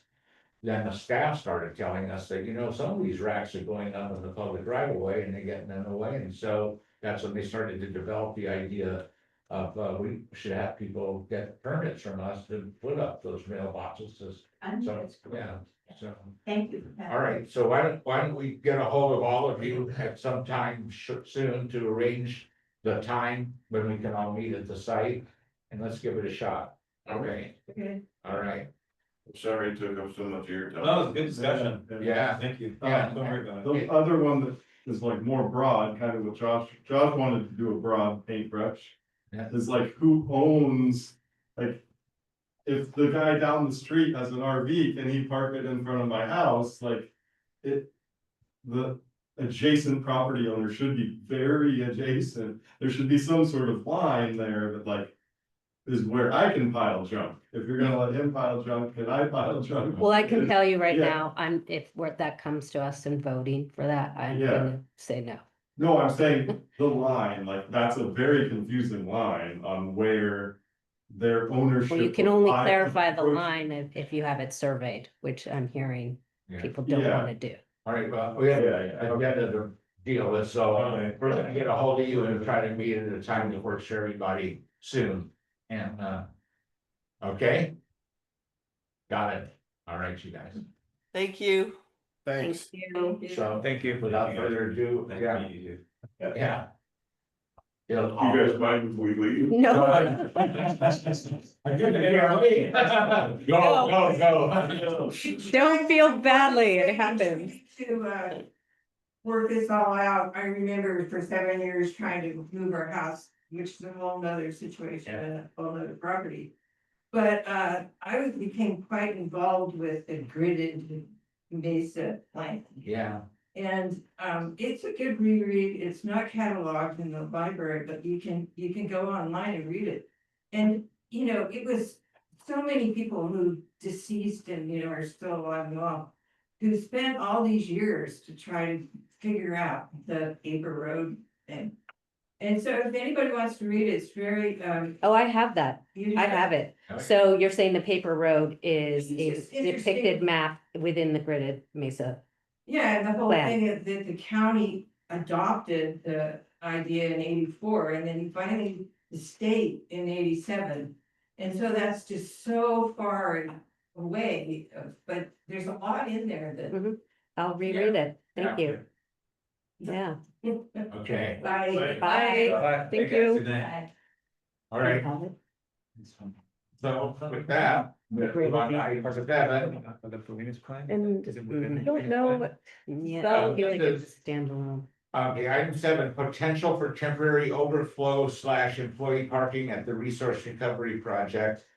Layla Monroe is Is she here? item. well, but Blair was supposed to be here, but I don't see her. Belle, did you hear anything from Blair?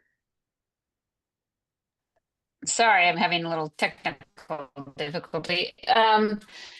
I did not hear anything from Blair. Lila was the one who said that Blair was going to come and represent her questions. I guess she's not here. No, we do have a transmittal from Smiley's dated July 11th in our binders. That was Mhm. yes.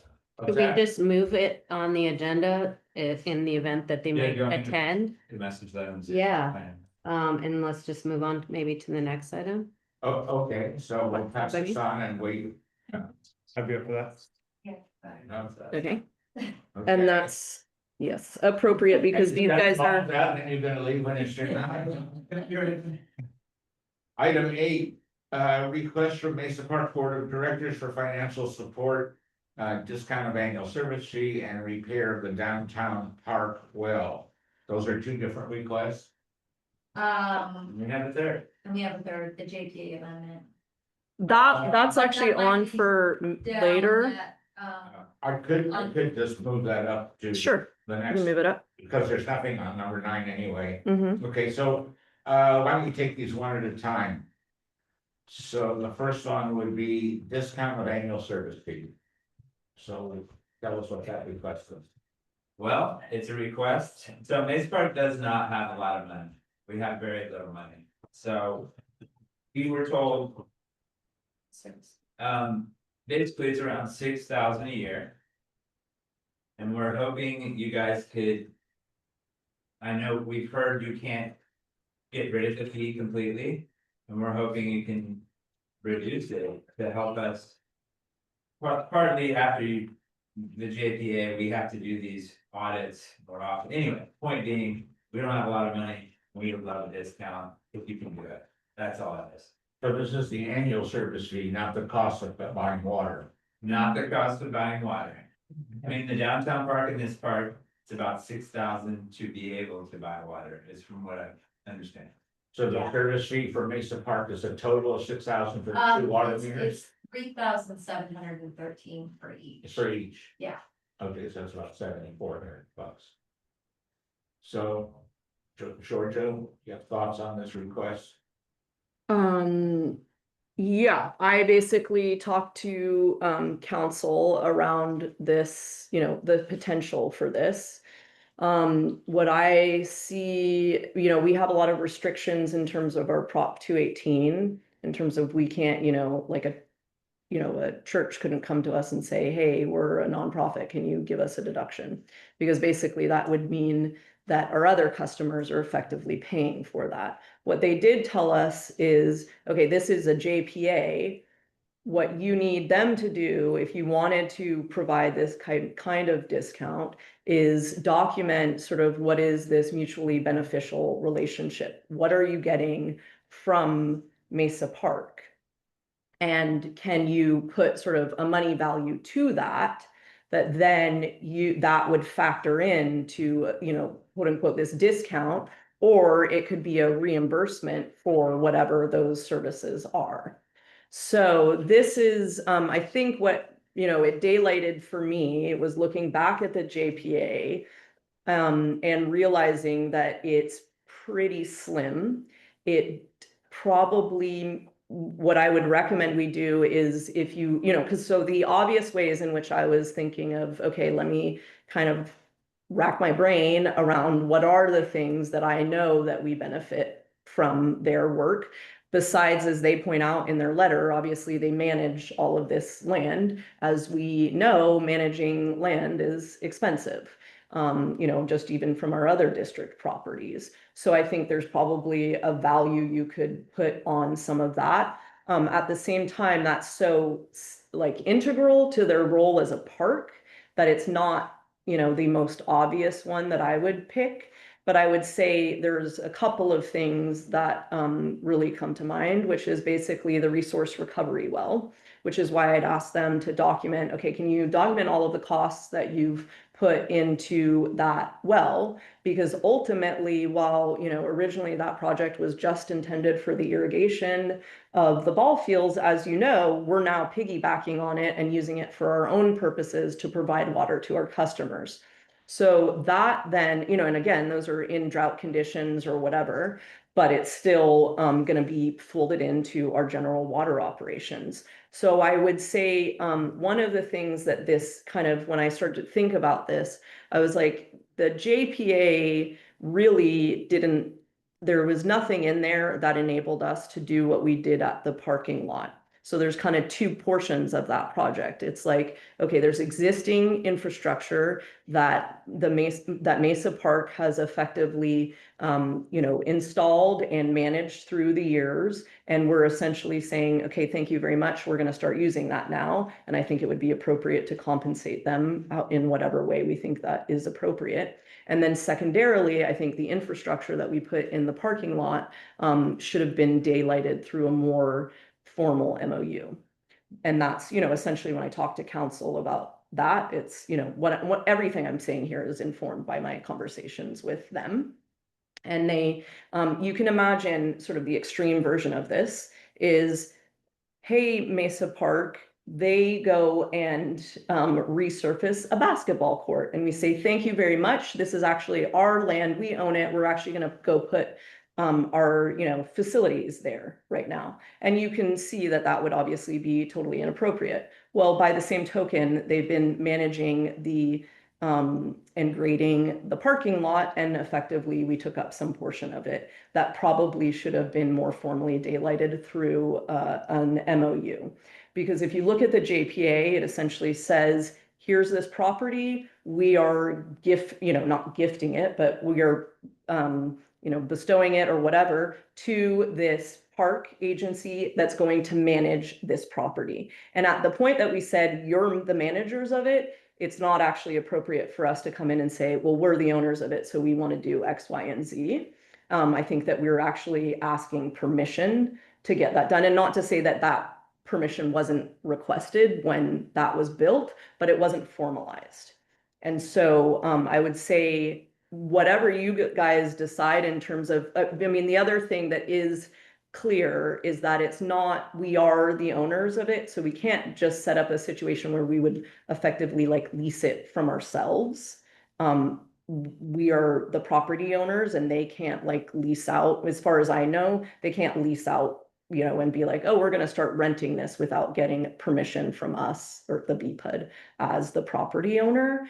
But I think what you could do is, and what the council suggested is, what you do is you kind of delineate what are these means by which BCPUD is benefiting from Mesa Park, delineate them, call them out in MOU, say because of all of this, we are going to essentially pay them X dollars, which essentially is a deduction in the amount of money they pay us.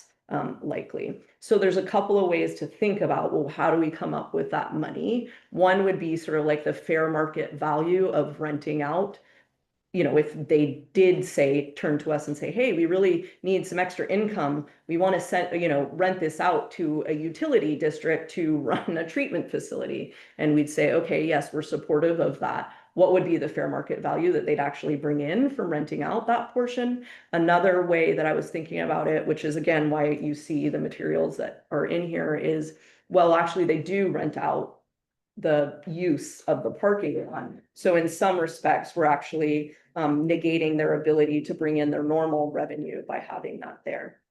So anyways, I would suggest, and again, I think it's a complex enough discussion, and I think Angie, who's on here, you know, we were kind of trying to scrambling here to get something to scaffold this discussion, but what I would suggest is that in the interim, we craft that MOU, we come back in August, and we have basically the documentation for what is effectively supporting that like dollar amount or whatever we think is reasonable. And that it would, yeah, come back to you guys in August in that form.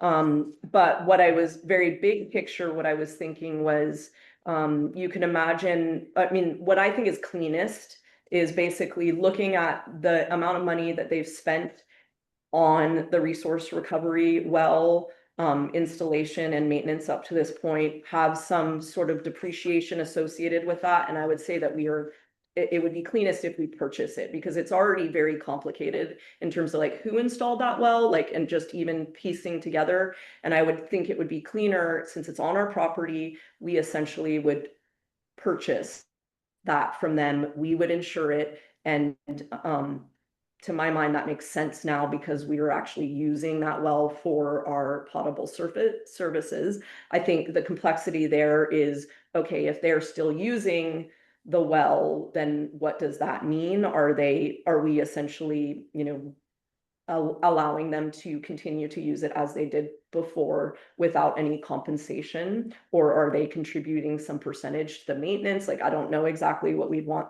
that to look like, but we could clean up effectively what that is. I think that would be nice because it would essentially give them effectively a lump sum now to do the work that they said, hey, our downtown park well has just died. Obviously that's not our, you know, we don't manage that park or have anything to do with it, but it's more like, here's some money that you guys obviously desperately need right now to attend to that. Importantly, obviously that use of that well enables them to bring down, you know, because obviously if they're using water from that well to do, you know, irrigate that downtown park, then they're not having to pay us for the use of, you know, effectively or the city water.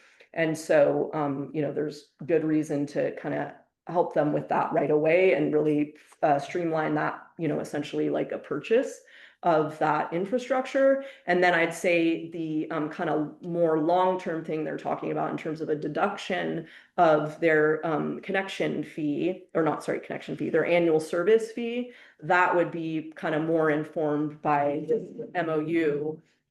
And what exactly, you know, what is our sort of ongoing, what is their ongoing benefit that they're providing to us through our use of the parking lot? So anyway, that's kind of how I see it. There's one other factor too that came up when we first did the JPA, which is the BPUD is the owner of the property, okay? But by creating the JPA, one of the requirements that was transferred to the Mesa Park Agency was to insure it. That saves a lot of money to the BPUD because there's a liability in running a park and the public and all of that.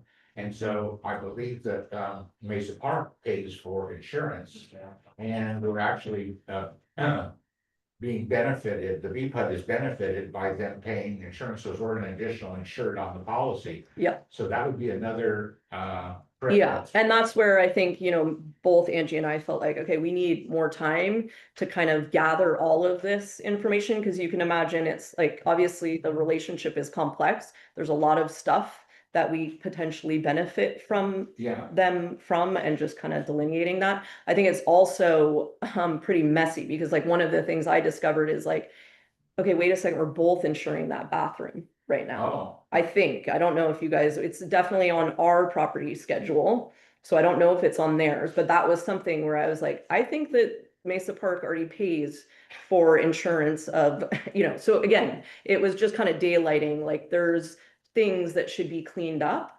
I mean, obviously, you as a board could decide, hey, we're the property owners, we want to modify the JPA so that it just gives us the authority to use that section of it, and we don't want to pay Mesa Park, right? But whatever you guys decide, this whole discussion, surface that a lot of this stuff should be cleaned up. Yeah.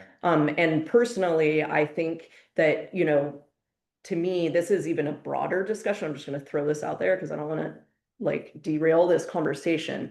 But for me, I look at a lot of the projects that we do that are not really strictly utility rate related, that benefit the community more broadly. As an example, the bike path, the beach groin, like all of this stuff that essentially we take money from our water and sewer customers, and primarily our water customers, and really support these, community-based projects. I think it would be much, I mean, I have a good sense of how difficult it is to run Mesa Park on their super limited budget. It is off the, the just pure, like, community mindedness of the people that sit on the board and the people that work for work and really spread themselves thin to support everything that has to happen at Mesa Park on such a shoestring budget. So I'd really encourage us to think of whatever, you as a board, do what you can to support what are effectively, your same customers are the ones that are benefiting from this community park, obviously. But I think, to me, it brings up a broader issue of really the way that I think we could benefit them is thinking more strategically about parcel taxes and really augmenting our tax base for community-based projects that are really, separate from our mission in terms of, delivering water, waste, sewer and water services. I think really the problem is a lack of funding. When you look at what they're asking here, it's really, they don't have enough funding to do those projects.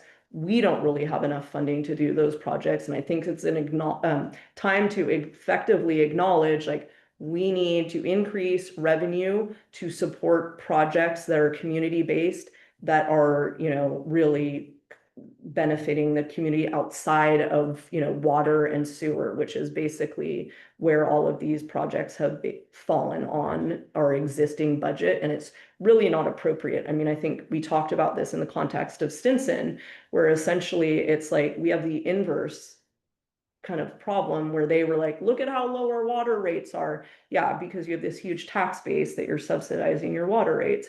Really, what we're doing is, because we have this, kind of precedence of getting involved in all of these different projects, like we were just seeing, road maintenance, post office, like literally all of the things that happen in the community, parking, all of that stuff, we end up using what essentially should be, utility customer payments, and trying to kind of make the most out of that to deliver all of these other services. It's frankly not even Prop 218 compliant.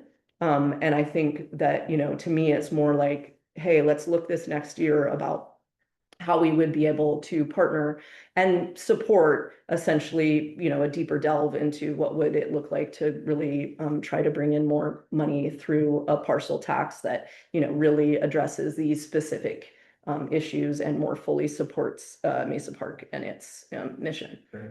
All right. So what do you think about that response? We could have done it better if we tried. That's great. It touched on a lot of things that I didn't even, think about. We had some basic things written down, and we do need more time to come up with, our bookkeeper to dive back into when the well was created and who did it and how much it cost, but it is true, it's, we have this downtown park well that needs to get replaced. So we stopped using the EPUD water. I know that's a no-no. And we don't know if you guys can help. That was just our third thing on our second ask. And then the first one was a reduction, and we don't need answers now. And we're gonna bring all this back to our board at our next meeting, it was just more of a start the conversation. Right. And then the last thing was the JPA. All right, well, let's do the second one, because I think that George has pretty much has incorporated it into what she just said, but I'm concerned more about the timing. So the concept of adjusting the service fee to a reduced amount or not at all, or whatever way the cash is moved, something to put on the August agenda. Yeah, that would be just incorporated into the MOU, I think is the Yeah. way. And it's, our council was suggesting it's a lot more, it's less formal. It actually serves you better to basically not even necessarily say, okay, this is a 50% reduction in your whatever annual service fee. It's more like you guys do that, we do this, we come up with this number Yeah. that is just like this baked in number that doesn't give people the opportunity to necessarily scrutinize that number. But you're just essentially saying like, hey, we've provided the foundation for why we're doing this. Yeah. So that kind of, go ahead. Dan Pelsinger, I think he was probably here for the prior discussion. So that. What's that? Somebody wants to talk on it? No, he wants into the waiting room. So I'm gonna say. Anyway, it dovetails to the second one, which is the repair of the downtown park. Well, because that would seem to me to be a matter of more urgency, because you don't want the grass to die, the summertime is just starting. Yeah, And I saw a mob of people on it yesterday. yeah. That was really nice. Stuff can't go there. Yeah, no, it's just beautiful to see how it's used, but how much money do you need to fix the well? $13,000. Yeah, 13,500. We'll get a new well, a new pump, a new motor, and a cleaning, so it doesn't. I think it's also a maintenance charge too, so that it doesn't silt up and kill the motor. I mean, it's pretty old. We tried a quick fix for 2,000. We lost that gamble. It's a shame, because it was, you know, our best hope, and now we're like, you know, Mhm. what do we do now? So we just thought of you guys, and Yeah. we're not, you know, there's no pressure, we're just wondering. So I'd say the other thing that we saw in looking through all of this history, but again, we don't like really understand all of that yet. I mean, at least I didn't, because it was complicated. We were just like looking through QuickBooks and like trying to figure out histories of what payments had we received.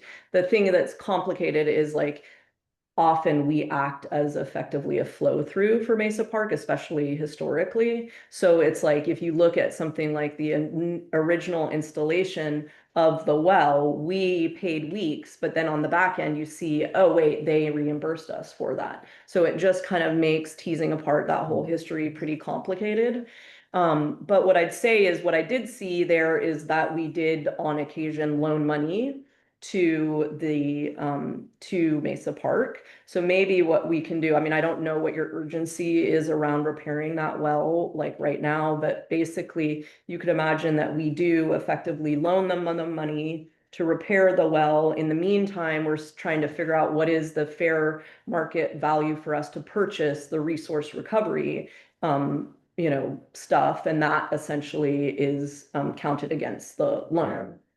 Okay, So that But they they could, also have access to our water, our downtown waters, right? I mean, so if we're For talking the about something irrigation? immediate, yeah, couldn't. Yeah, but Right, you are it's very expensive. expensive water Right now. right now. It's very expensive, not there, right? cheap. Yeah. no, they're using the city water that you have a meter at the downtown park and Yeah. you're using that. Right. Yeah. Yes, yeah.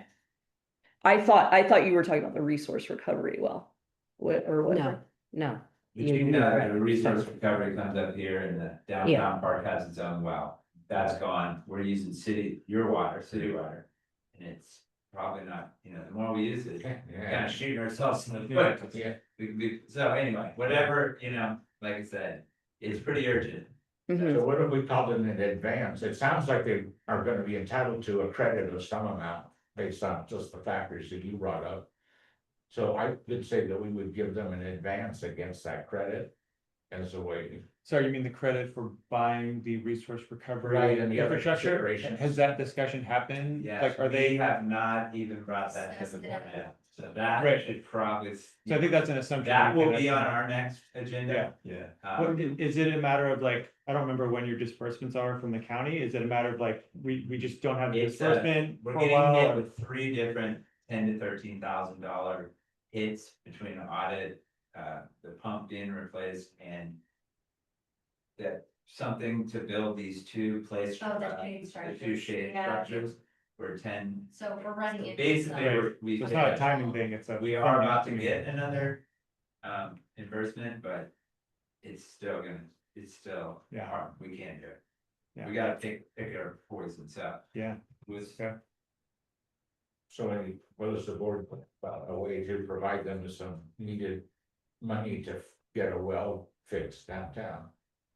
What does the finance committee members say? yeah. Let's start on that end. Always supported us first through the. That's what I'm thinking in advance against what they're gonna get as credit, sounds like the safest to me, I mean, I know. we I mean, have- ultimately, it could be a loan too. That's what Yeah. I was saying. I was seeing precedent for having loaned them Yes. money. And so then we could essentially say, okay, if we have these other discussions and it turns out it's effectively a credit, then fine. But if it's essentially a traditional kind of like, I mean, I didn't even see them paying interest on Yeah, those loans. 0% interest loan. Yeah, so anyways, I mean, I don't wanna, I don't know that I mean, I guess my, intention here tonight was to sort of surface all of this. I wasn't thinking that you guys were gonna be approving a loan right now.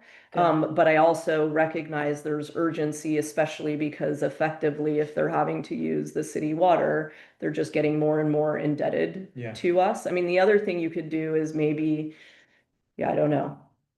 I would prefer to give them the loan so they could fix it right away than keep paying for really expensive. Yeah. Cause you know, our rates go up, so the more water they use, the more they're paying for it. And it just doesn't seem like it's. a And it's good- potable water being used for irrigation. Yeah, Yeah, I'd just rather see them get the well fixed right away, so Okay. Yeah, as would I. Yeah. support. I the mean, loan. I think I'm okay with that. I'm just thinking from the finance committee Yeah. perspective, like. We're also in a position where we. Are running pretty thin and tight, so. Yeah, I mean, I would say I kind of have, you know, obviously, full disclosure, my husband was on the Mesa Park Board and I did have sort of now have a view of both of our finances. And I'd say, obviously, I mean, this is not, you know, any news to anybody, but their situations is a lot more dire Yeah. than ours. Yes. And, Yeah. you know, and they're, ultimately, the running of Mesa Park is hugely dependent on volunteers, with no recompense for their hours. So, yeah, anyways, I would just like throw that tidbit in there.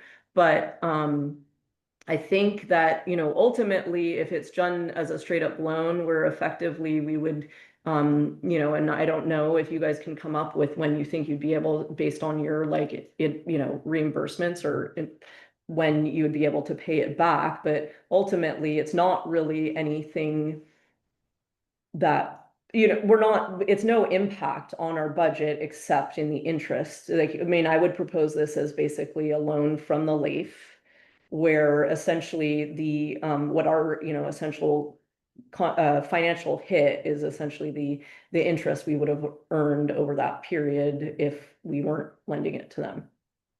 Yeah, what do you think about that? That's the idea. Yeah. Okay, I like that, and I'd consider the interest lost to be a, you know, donation and the support of the community in the parks, so I'd be okay with that. yeah, okay, yeah, well, could we get a motion then to make that loan and authorize the general manager to just work out the logistics of the negotiation, on how and when it gets repaid? What would it be for the amount on the, just to replace the well, or the repair the well, 13,575, is that? Yeah. And do we wanna do any terms, like, are we talking about a year, or are we talking about 6 months? Well, A you're year? going to authorize the general manager to figure that one out, because she needs to talk to them, they need to talk to their I think board. it's whatever you say, really, I mean, the hit we can't take, but we get money in, and it's not like. You know, Yeah, it will be, I'm scared. Angie would be the one to talk to, Yeah. but she's right there, Yeah. but it's not like. we're gonna- I don't think we have to do that here and now, Okay. I'm just gonna allow Okay, the manager to I'm just okay do with that. that, so. All right, Yeah. I'll make that motion. Okay, is there a second? Second. Any other discussion? All in favor? Aye. I mean, oh, yeah, sorry, Oh, not to interrupt that. Sorry, it was something, yes, that was all for. By the way, we really, really appreciate that. well, we appreciate the thought, you know. Yeah. We Love appreciate this the part. feedback. Love Yeah. downtown. Yeah. All right, that takes us to the third item. Thanks for boosting our water sales. But, sorry. Yeah, I did have one question. You Yeah. mentioned there were 3 issues Yeah, here's the that third were one. being, Yeah. Coming up to the third now. wait, is that First was the, an ask, second was an ask, and this one, This one is an amendment to the joint powers agreement about an audit. okay, that's not what I was asking about. You said that there were 3 kind of converging costs that were happening. One was the Oh. well, one was the, well, the audit, Yeah, The but audit. that's pertain to you guys. no, I'm just curious. The And then the third is- third were these we structures. need $10,000, $11,000 to finish.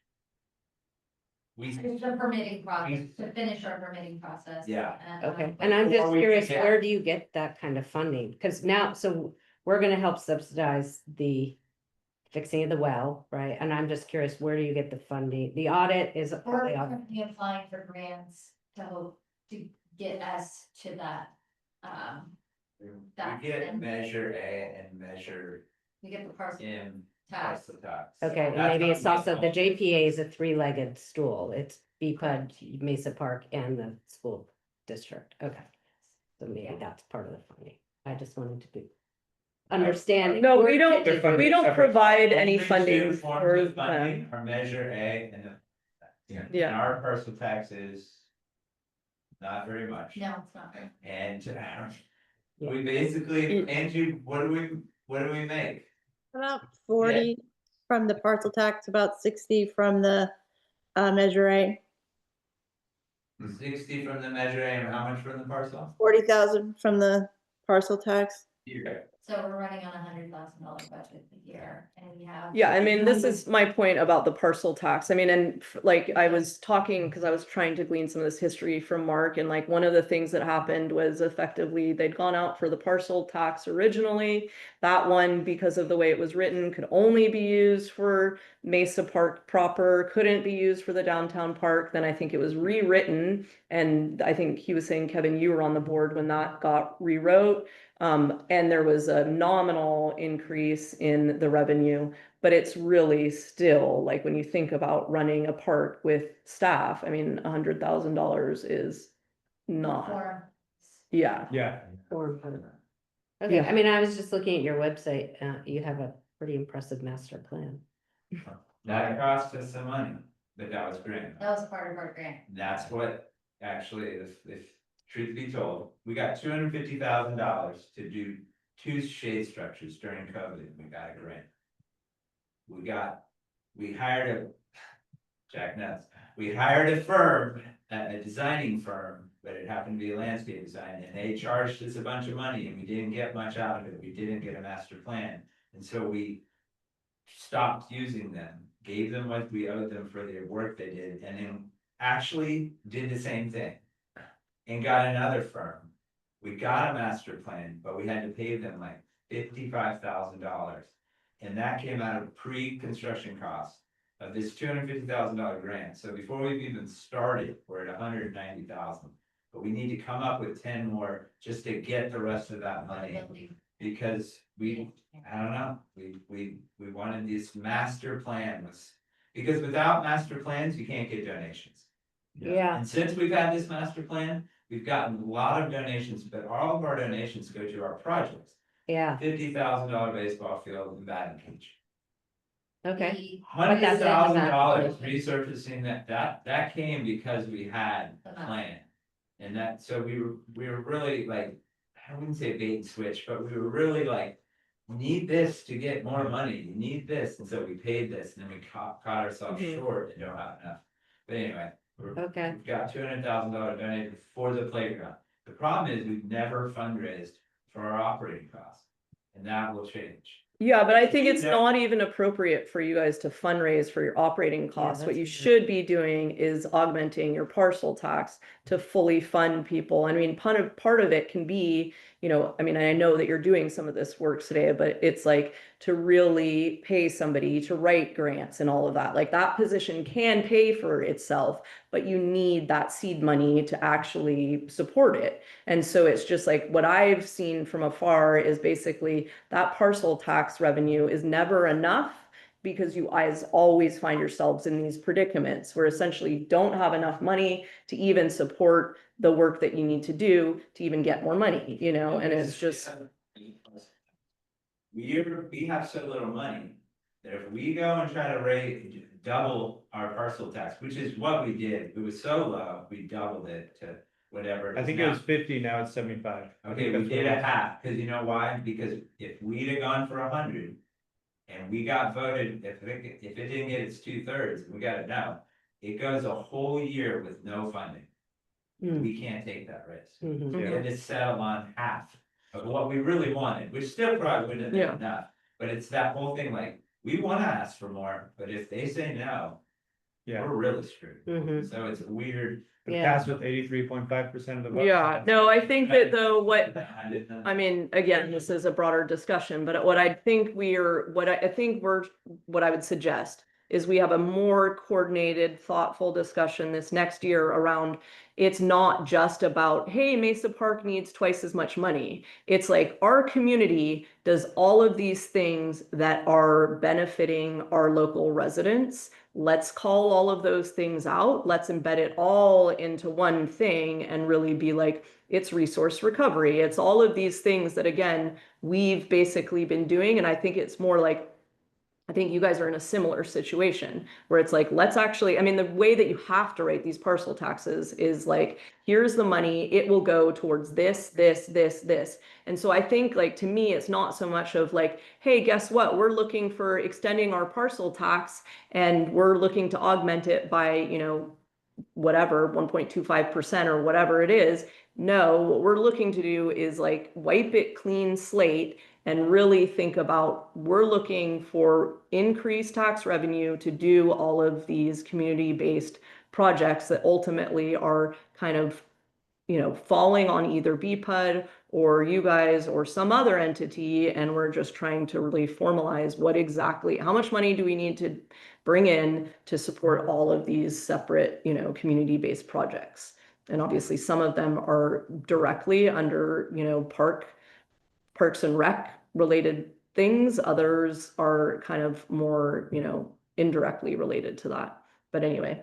Well, I'm just curious, looking at this master plan, if BPUD owns the land that you are being the stewards of maintaining, and you've created a master plan that you're going out and raising funds for currently, when do we have a discussion about what the master plan is? If That's, it's in partnership with well, we're BPUD. not really in partnership with, because the JPA authorizes the Mesa Park Agency to create, operate, maintain, and fund Right. recreational facilities. So the board themselves are responsible We are to run the show. here. But when the whole thing was Can't sell. created, huh? Can't sell. Or we can't say, oh, now you've built this incredible master plan and actually we need a sewer treatment, so we're gonna take the property back. These are the examples you were just giving, so Yeah. that's why I'm like, oh, wow. Well, it kind of happened, parking lot, we had to move some things on the master plan when the treatment facility did happen in the parking. Yeah, and so like, but Kirsten, to your point, you could rewrite your JPA to give you a lot more flexibility around that kind of stuff. So but you need to be careful because it can, you know, like I was saying, the Yeah. ridiculous example of the basketball court, but like literally, right, there's Measure A funds that are specifically given to parks departments, right, to facilitate parks Yeah. recreation, yeah. you know.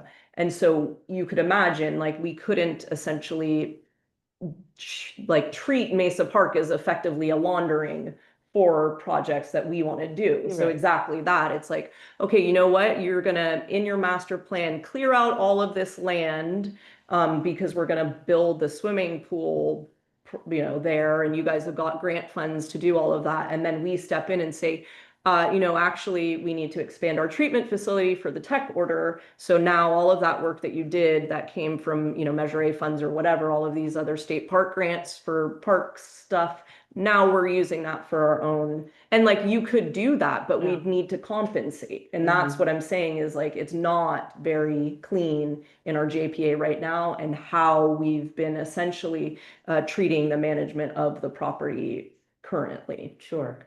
And the JPAs are listed on your website here, so we. And for us, it's like, we're a community, right? We Yeah. know you guys own land, and it's, as soon as that became, this is gonna, as we heard, this is gonna happen. And we're like, yeah, we're not, of course, you own the land. We're all about a treatment facility using our water when there's a drought. Like, that's a great idea. That's Yeah. a great community, right? Yeah. We're not gonna, we would never, in the back of our minds, we always know that Viewpoint owns it, even though we make the decisions. But that was like a no-brainer. Uh-huh. Like, you need a corner of our parking lot to use the water in case there's an emergency and you wanna give the town water. Great idea. Yeah. So that's how. Well, maybe as part of your fundraising effort towards your master plan and just hearing around your need for operations, could you raise money for an endowment that could ultimately spin off and help subsidize some of your staffing and operations? When I look at your master plan, we can talk about that separately. When's your next meeting? When do you have your meeting?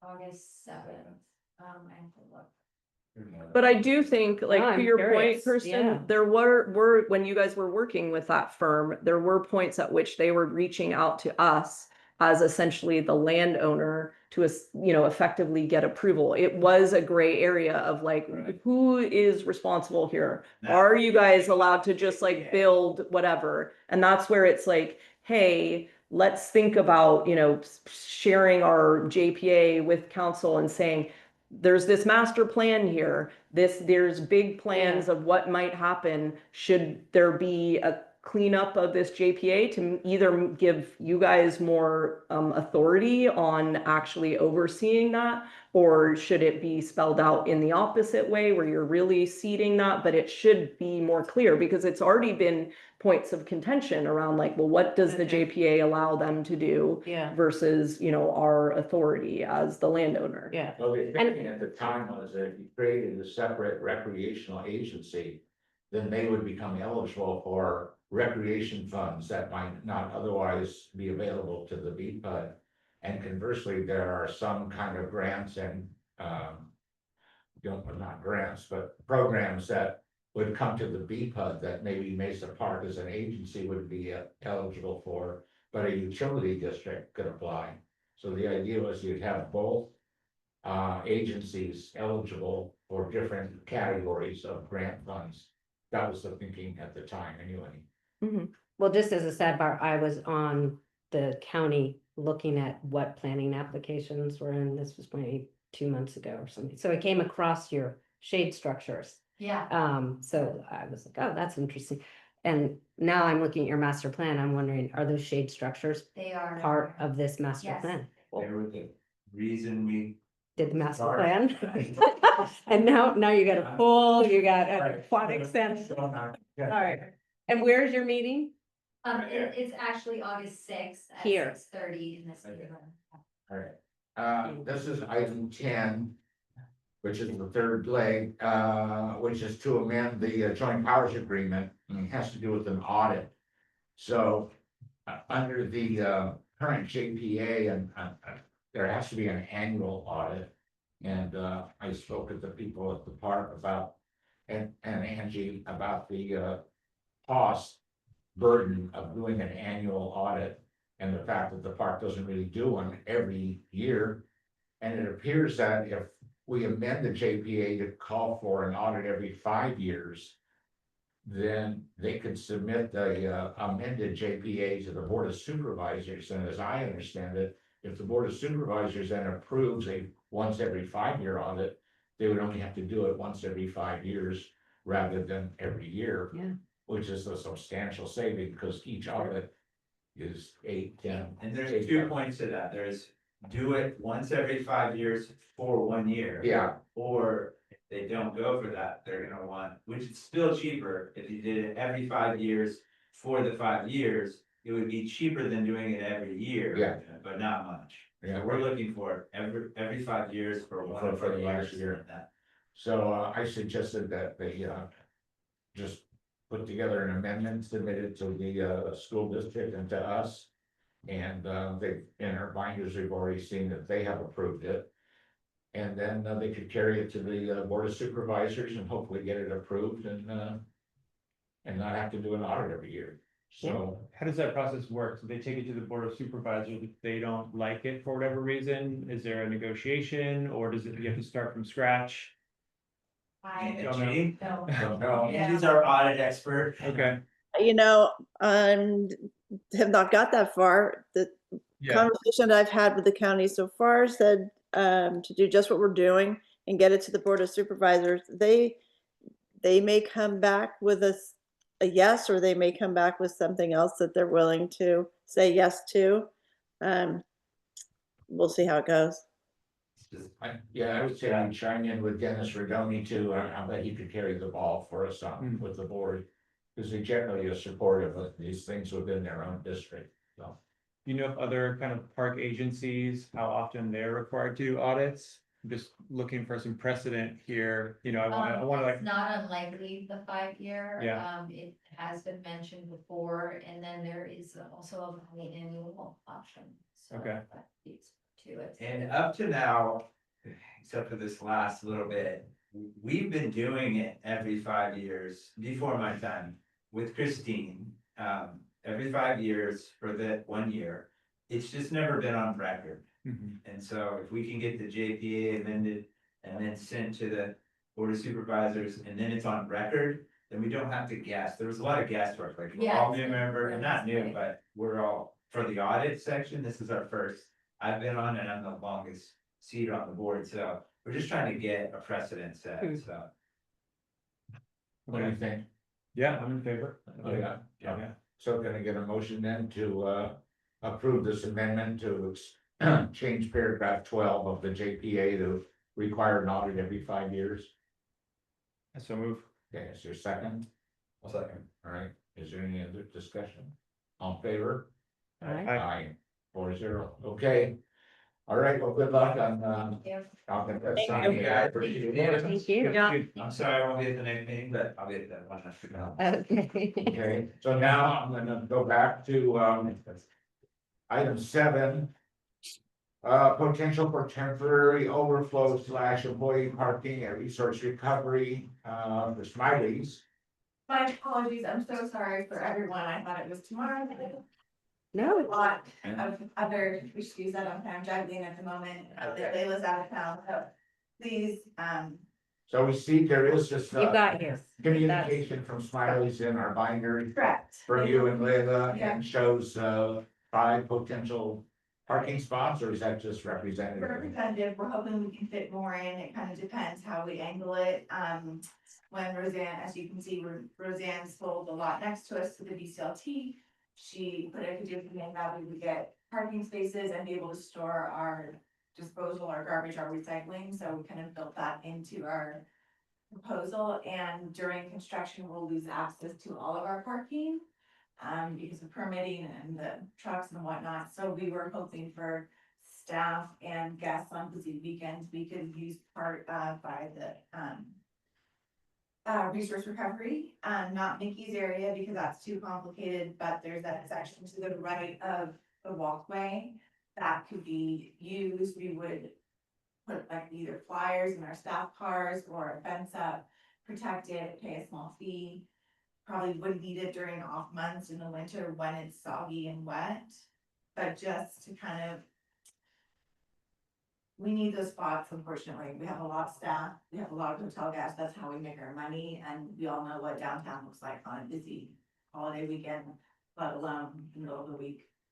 Would you put something on the ground for the surface? If I'm picturing in my mind, it's just kind of soggy dirt. It is, it's just dirt right now, we can absolutely talk about that, I know it requires more expertise than I have in my arsenal, but we just wanted to start the conversation about how as a downtown business, we can survive this monumental change to the structure of everything.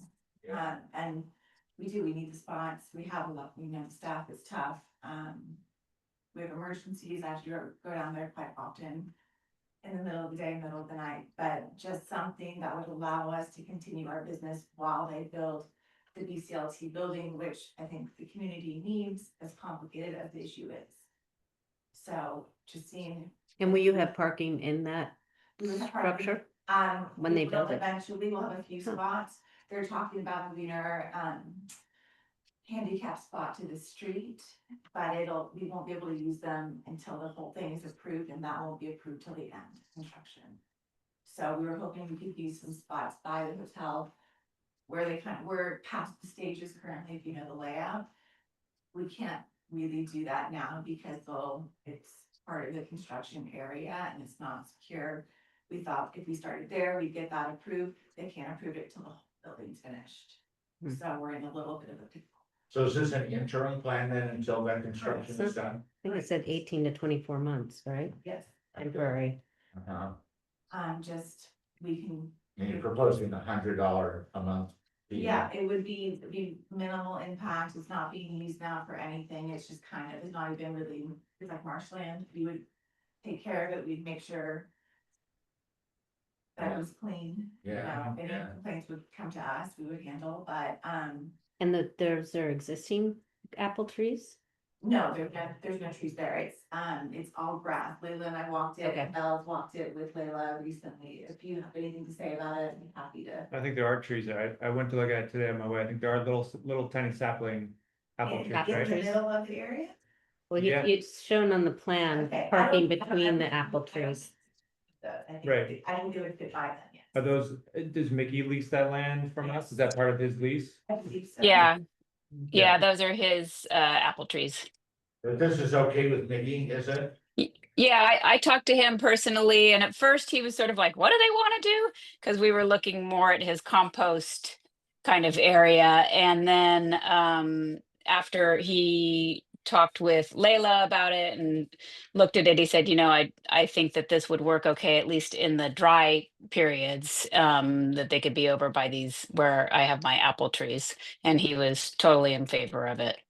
Okay. So this is $100 in addition to whatever he provides to. Right, yeah. Yeah, his lease is nominal.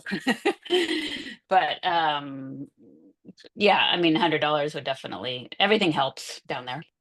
Yeah, Plus, we would really, yeah. we try to do a really good job in the community. We support all of the endeavors of downtown, and it would make a huge difference for us, with hopefully not much impact on that area that isn't currently used. We would use other areas of it. We could use the area, further back. That didn't work for the gentleman living in the building. We thought about the compost pile. That doesn't work because of random things. That seems the least impact. But we would appreciate it. It would really help. I know our staff is nervous. Yeah. And it's, Mason Park's not that far of a walk, but it kind of is. Yeah. Yeah. And this would go into effect immediately? I think we're proposing we'd start prepping it for the Summer, I think, a few months or a couple, yeah. in September, I believe, so we're already end of June, July, so it would take some time to prep it, and yeah. So I drove by, and how are you imagining cars would access? Because that, off the road, it's actually the footpath, bike path that Correct. runs along it. So are you imagining cars would drive on that to get? Up there, parked diagonally, similar to how cars do in the, areas around town, where it's a little dirt path, they park diagonally. Mhm. We would try not to have people who stay at the hotel use it unless it's a really busy weekend. It would mostly be staff who will be used to the process, know the town, know the area. So we'd have a sign up there that said Yeah. reserved for Smiley? Correct, and if it becomes a further problem, we could put a lock in it, we could have instructions in our reservation contract that we have with guests, but mostly it would be for staff and for hotel guests on really busy weekends, when parking is already challenging. What you are asking is the access coming off of Lima Road or is it coming in? I think what you were Yeah. asking is coming Along the in path. along the Drive in path for resource recovery and take a right, Sure. or, yeah. to drive along the that Either we pedestrian do path. that, or we clear the way in that little area here, and we make the way in that isn't there now. Yeah. I mean, I think for people who live here and are working here, they understand that that's a public path. If you had people coming who are hotel people, they probably would not know that that's a kid's Yeah, pedestrian bike. it's pretty narrow. I don't know that it's wide enough for That's cars, is pretty- it? Yeah, I did not, I'm sorry, I did not measure it, this was kind of just hoping that. you A could see the concept. potential Yeah. in it. No, it's Uh, fine. I It's a great appreciate, I start. appreciate you trying to solve the Yeah. problem. I mean, I'm Yeah. sympathetic to you for No, sure. and they was the ton of her, I'm so sorry, she's not here, and I'm so sorry again, I'm late, but it seems like the best option, least impact of anywhere else. Yeah. Well, should we, I mean, should we ask that, yeah, conceptually, personally, I think it seems fine. But maybe we just want you to do a little bit more due I agree. diligence about, like, can you get a car down there without, Mhm. I just don't want us to approve something. A guest comes out of town, you know, Yeah. they're staying there and, oh, wow, I didn't know that bike. I would like to find somebody to do, I think we should approve it in principle, subject to the details Yeah. getting worked out. But, and who would do that? What, like Belle, would be responsible to work with the people from Smiley so that it's, you know, the specifics of the layout, the access and where the spots are and all that kind of stuff? Yeah, I mean, I think it's just gonna take going down there and kind of looking at it in a way that makes the most sense. So, yeah, I would be happy to work with them on trying to figure that out. Identified spaces, and also I'm thinking of the egress, like to get out, Mm-hmm. Mm-hmm. drive in, you have to get out. How to get in and out without it really, with minimal impact on that trail, because if you have people Minimum- traveling on the trail. Yeah, and that road, because people tend to fly down this Yeah. road. I think the- Yeah. enough space to do this. I'm not trying to be a downer here. And also up the Maybe. road, there's a wetland. Yeah. Classified wetland. And so this all drains here. Mhm. And so we're gonna have to like, Well, we're coming right up to the Culvert. wet season, so you're gonna implement this September, right? And then it's gonna shut down in October. 6 Well- weeks later, October, If November. they start construction, yeah, I guess it is starting to be wet season. I know the timing of the BCLT construction is always challenging, it's tough in the summer season, it's tough in the wet season, yeah. Yeah, it's an odd time for them to start it construction. is, but we're just trying our hardest to make it work, and, you know, again, we do support housing for folks, but, Well, I think conceptually it's fine, we just need to Yeah. verify, and Yeah. I'm pretty, you know, I've worked with Layla on Smileys. Yeah. I know she knows like what is required for correct. Yeah. parking. Yeah. I think it's also subject to the surface. In other words, once the rainy season starts, at some point, you just may not be able to use it anymore Yeah. because of. Mm-hmm. Mm-hmm. Again, Layla, she's an environmental lawyer, she Yeah. knows all of that, she's very well versed, Yeah. she would not do anything. Well, I think we should approve it in Yeah. principle, but let Yeah. you work with Bell on the, And to be clear, so like when Layla first came to us, Belle went down there and did a site survey with her at Resource Recovery, which you hear referenced in the letter, but that's kind of yeah, this is Belle's territory in terms of resource recovery. She's very territorial. No, just kidding. Joe is very territorial. The gentleman living there. Yeah, yeah. Yeah. Back in that kind of easier Is this area. my- That's the reason there's a, is it, Yeah. is No, there? not the red, the furthest red. Yeah, is there a scenario where Mickey could move his compost northwest and we could parallel park or that? That was kind of my initial suggestion, but then he wasn't as interested in that. So, you know, maybe we could go down there and just sort of look at it all again and take a look at what's being proposed and if that's even feasible, and then you know, see what we can come up with. And remind me, I'm so sorry, I keep rushing into it, what's the name of the gentleman that lives there in that back? Joe Bracco. Yeah. Cause Mike So gave why them don't- some store. I mean, I think. I would be, I would think also not to, cause I do wanna support this, but in parking there on trees and roots, I would be worried about. I'd rather see it in the compost. It feels like it's a lot cleaner and easier Yeah, to and Mickey access. said he doesn't wanna do that. I mean, it's written here. I The know. cost associated with moving the compost pile. He also doesn't want to have to drive his tractor around parked cars and, I think we should respect Okay. Mickey's Yeah. operation and not, force him or encourage him to do a bunch of work. I don't know, unless you wanted to pay him to do that, maybe he'd be interested, but, Everyone loves Mickey, you don't wanna. yeah. So Bill, you would coordinate this with Mickey too, huh, as part of the site plan? Oh, yeah, definitely. I wonder if like striping some, painting some stripes for the cars to help Absolutely. actually delineate Yeah, where they should park, so it doesn't become, Easy. crazy. Yeah, they do that. yeah, definitely. I just don't know how you get in and. Yeah, I think I agree with Andrew, it's tight, This was just kind of the best fit for where we are now. yeah, Well, if it doesn't work, then I think people would come to the conclusion, you know what, this isn't working. or maybe it works for a couple people. And that's what Yeah. you get, and Give it a shot. regulars that, Yeah. your bartenders that know the deal and they Yeah. get in and out, but I'm also a little bit concerned with our own staff's time and like, you're talking about what if random people start parking there? I don't want Belle to have to be the enforcer. No.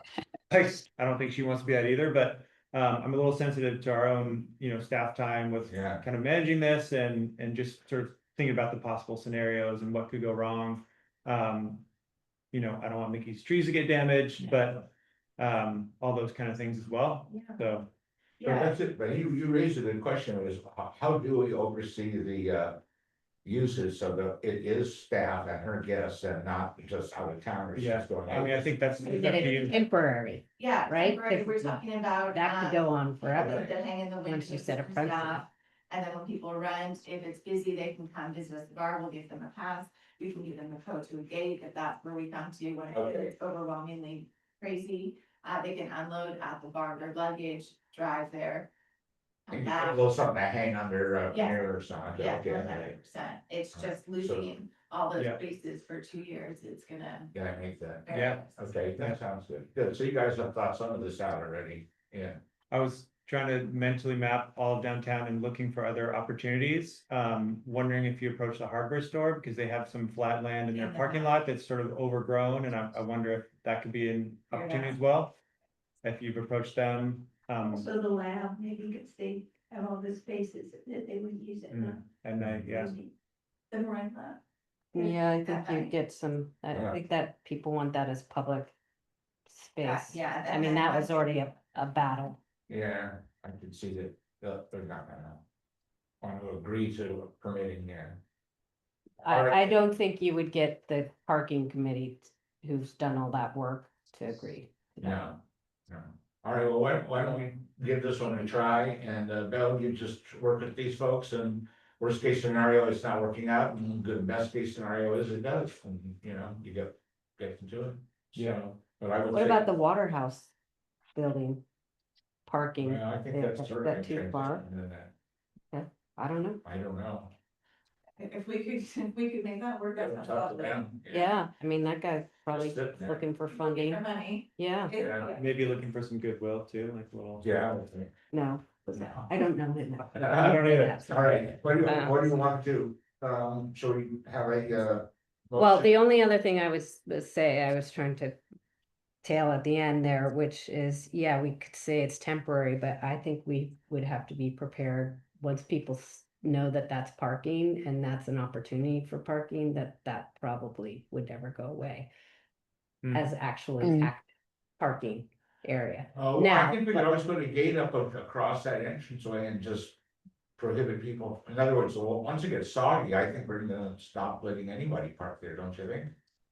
I mean, when you get to December, January, and it's just a swamp. Well, I just don't think that really helps I you just- out, because then you still have those months where you're looking for something, so Yeah. anyway, That's the slow season for them. I mean, It parking isn't as Yeah. bad downtown in the wet season, so Okay. hopefully. Well, we can go in that's that up. area. Now we can just move the gate, so it's streetwise, that it's always there. Yeah.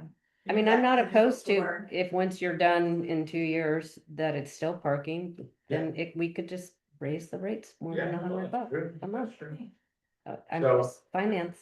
There you looking go. For raising You money. just have a motion on this to authorize Bill to do it, or? I guess so, yeah, that would make sense. All right, anybody want to authorize, how about a motion then for Bill to, negotiate the terms and conditions of, allowing? Are you good with that, Bill? You have time to? Oh, well, yeah, that's fine. I don't, yeah, we can just, yeah, it's fine. Yes. She didn't really have much of a choice. Okay, well, I make a motion to ask Bell to take the lead on negotiating this to see if we can make it work between the resource recovery, Mickey, and Smileys Yeah, okay, It's an exploration. as an exploration. yeah. To come back and say, yeah, this is how it would actually Yeah, function. Yeah, I mean, the more I think about this, the less I'm like, there's something to vote on here. I think what you guys are doing is just directing Bell to further explore this and the feasibility, because right now it's basically cartoon cars with little like green blobs that represent trees. Yeah. And so, maybe it's actually like getting a car in there and seeing what it's like and the practicality of what is being proposed. Yeah. But that's what we just said, right? Yeah. We Totally. would agree to, if you want us to vote or not conceptually Yeah. with this plan, but come back and tell us it actually functions. so maybe put something on the August agenda. Yeah, exactly. I'm sorry, I'm just talking about the logistics of it. I think, you don't need to take a vote to direct Bell to Okay. explore the Great. project further. Okay. I mean, just as you guys didn't do this to begin with and we brought it forward. Right, Okay, okay. but There I, you go. So Board support. Bill, and she'll come back and give us the plan. yeah, thank One you, more Bell. question, Oh, sure. this is a footpath, bike path, what's our liability, you Mhm. know, I mean, I guess technically that path is closed, or is that section of it open? I don't really know, It's open, because you can walk up the. that section's steep open? Slope to the sewer. Yeah, plant. But if now we're mixing cars with, No, it's pedestrian dangerous. path, that feels a little sketchy to me. Layla mentioned adding in something to the liability that we have Yeah. with Smiley's currently. She Okay. can Make an addendum to it, we could have guests sign, we have guests and employees sign something to the extent of we are held liable, clearly no one wants anyone hurt. Well, why don't you just add the vehicle as an additional insured on your policy for this, Yeah, for our land, where they use it to park cars. Yeah. And then we're just covered we with did their. say that. Yeah, for the whole grove. And fallen trees? Yeah, that was fine. All right, I think we should just be added as Great. an additional insured on their policy. okay. Yeah. All right. Okay. I hope it very works. good. Next. Thank you. Hope it works. Okay, Yeah. thanks for showing But up. make it, Larry. Thank you so much. Yeah. That's nice. Yeah. so that takes us down to discussion items and the manager's update. All right. Item 12. We're getting there. A second here. Take it away. Despite intending for the manager's report to be up front, we seem to now be getting it at the end again. What's that? Yeah. Yeah. What's happening? That's what's happening. Yeah, I didn't move it yet. I wasn't quite sure if that was something you guys want to happen.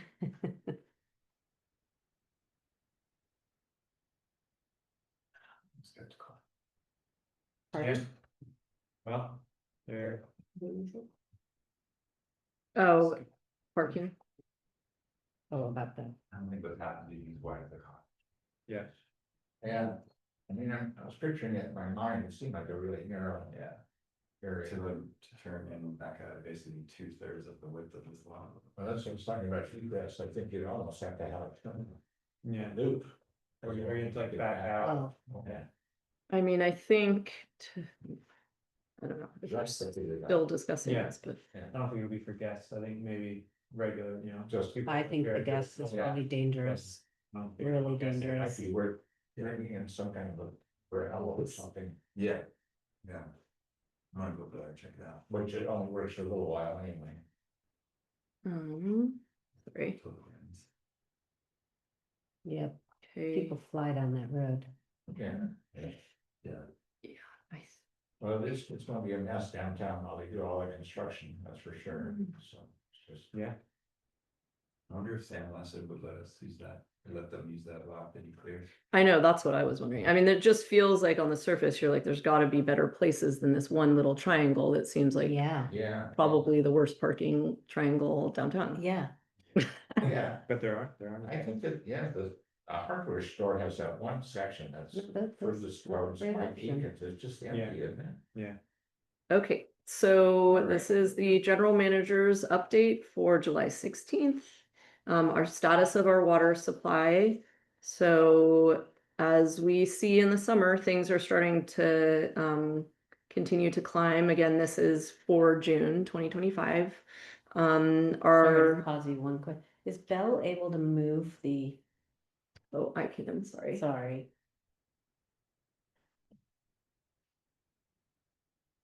Thank you. Okay.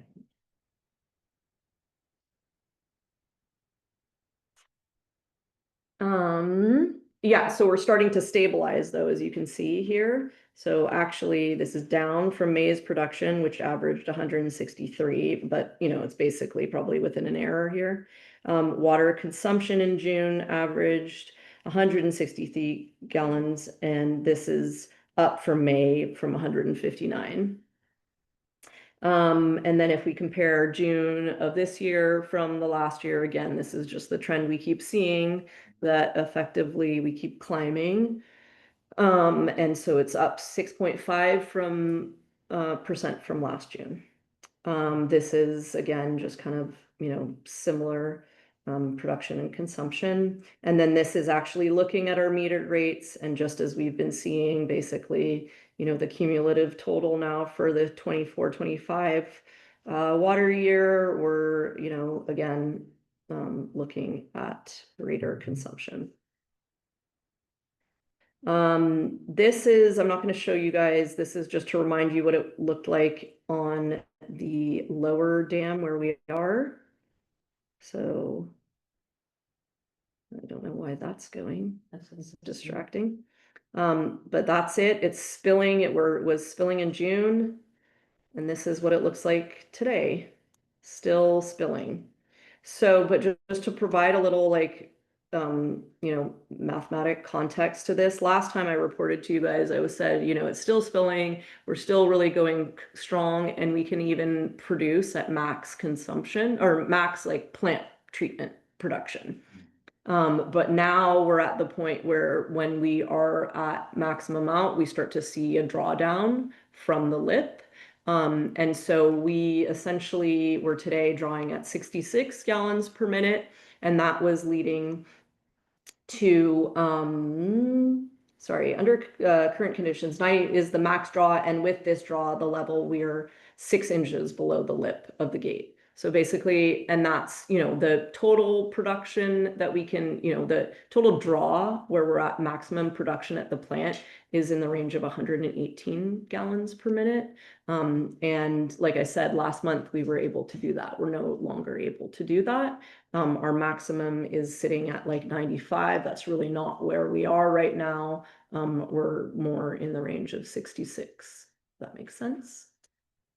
And that 66 is the Gallons amount per minute. required to maintain the tanks. Is that what you mean? Like we only need to do 66 to keep up with demand? Yeah. Yeah, and I mean, we, you know, we basically are drawing from the, you know, it's kind of like empirically derived, but basically if we look at, okay, when we were drawing maximally, we were seeing the, you know, you obviously hit a new steady state, but that is when you've drawn down the, you know, the little reservoir there in front of the gate. That's basically when we're at max production, we're down 6 inches from there.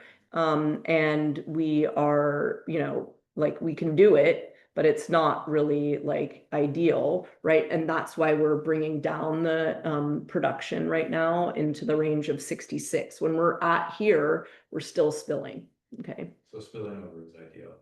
Well, I think it just means that you have a lot more dynamic range to like up your production and stuff like that. But it's like, you know, I mean, I think, and I don't necessarily like, obviously spilling is not like, oh, we need to be spilling. There's no real reason for that. We just know that we're still far away from basically drawing it all the way down.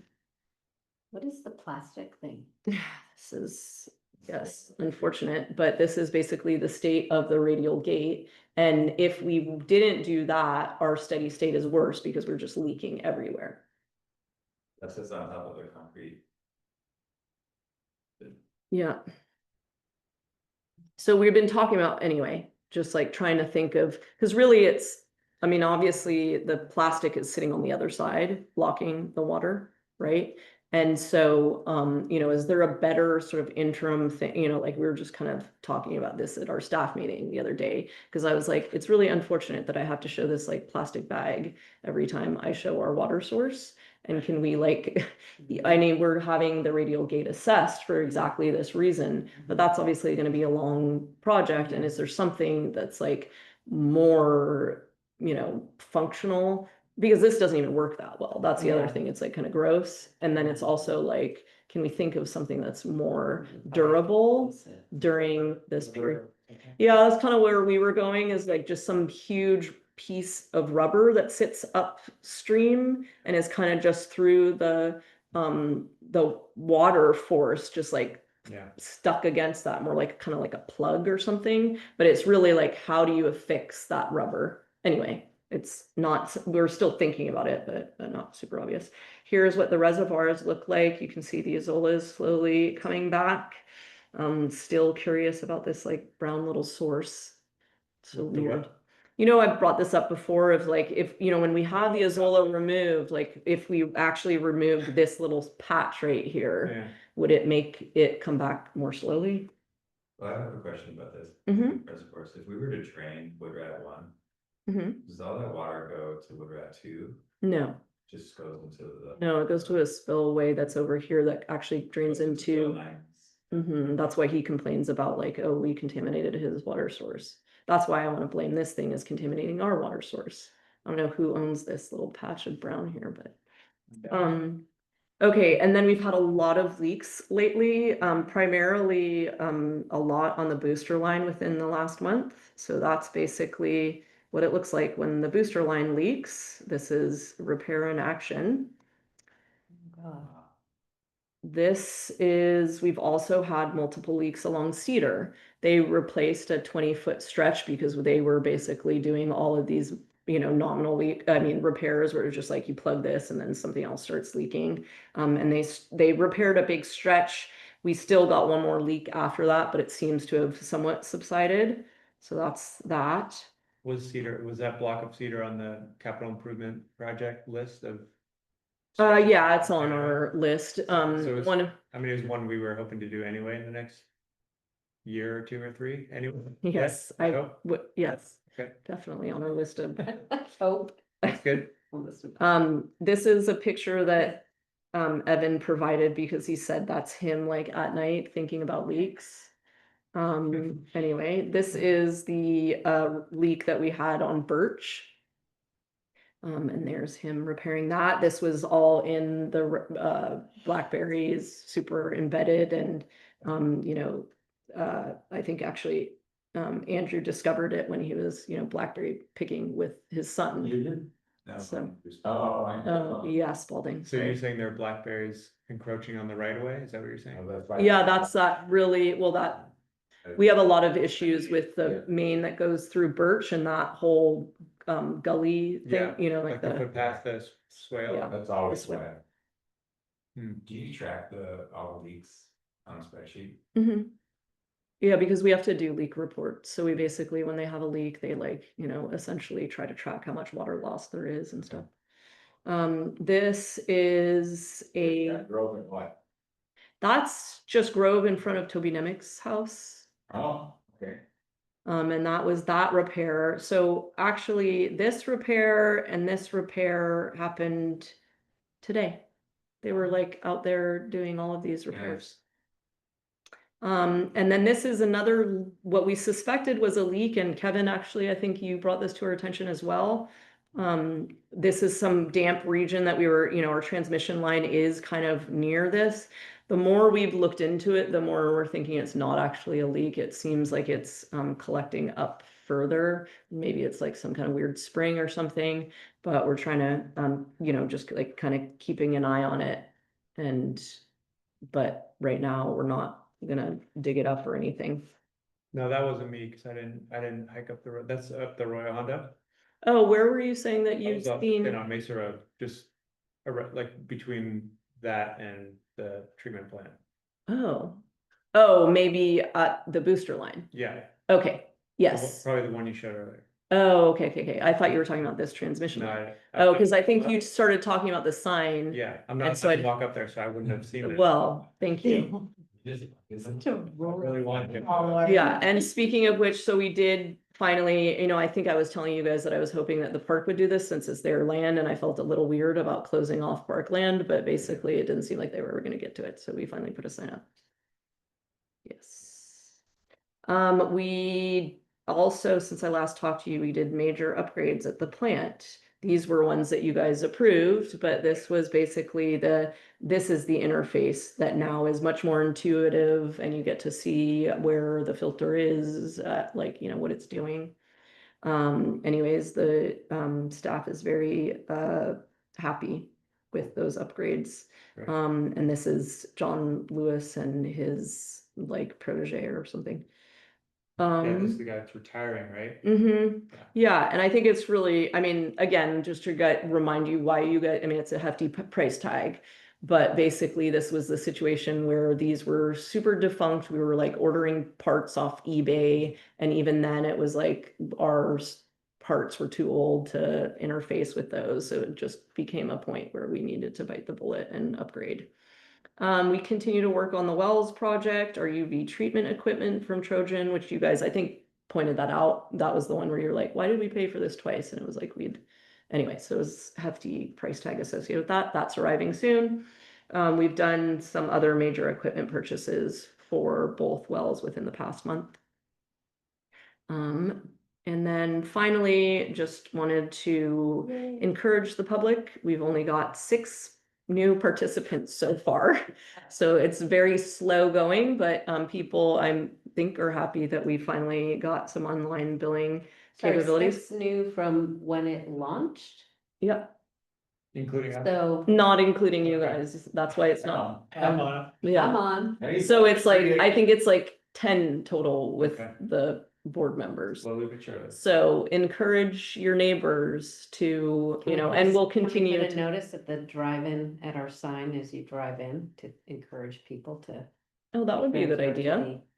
You mean this is our opportunity to actually use that Use our sign sign. to effect? Yeah. I like Fill that up the idea. Eucalyptus Project fundraising sign up there.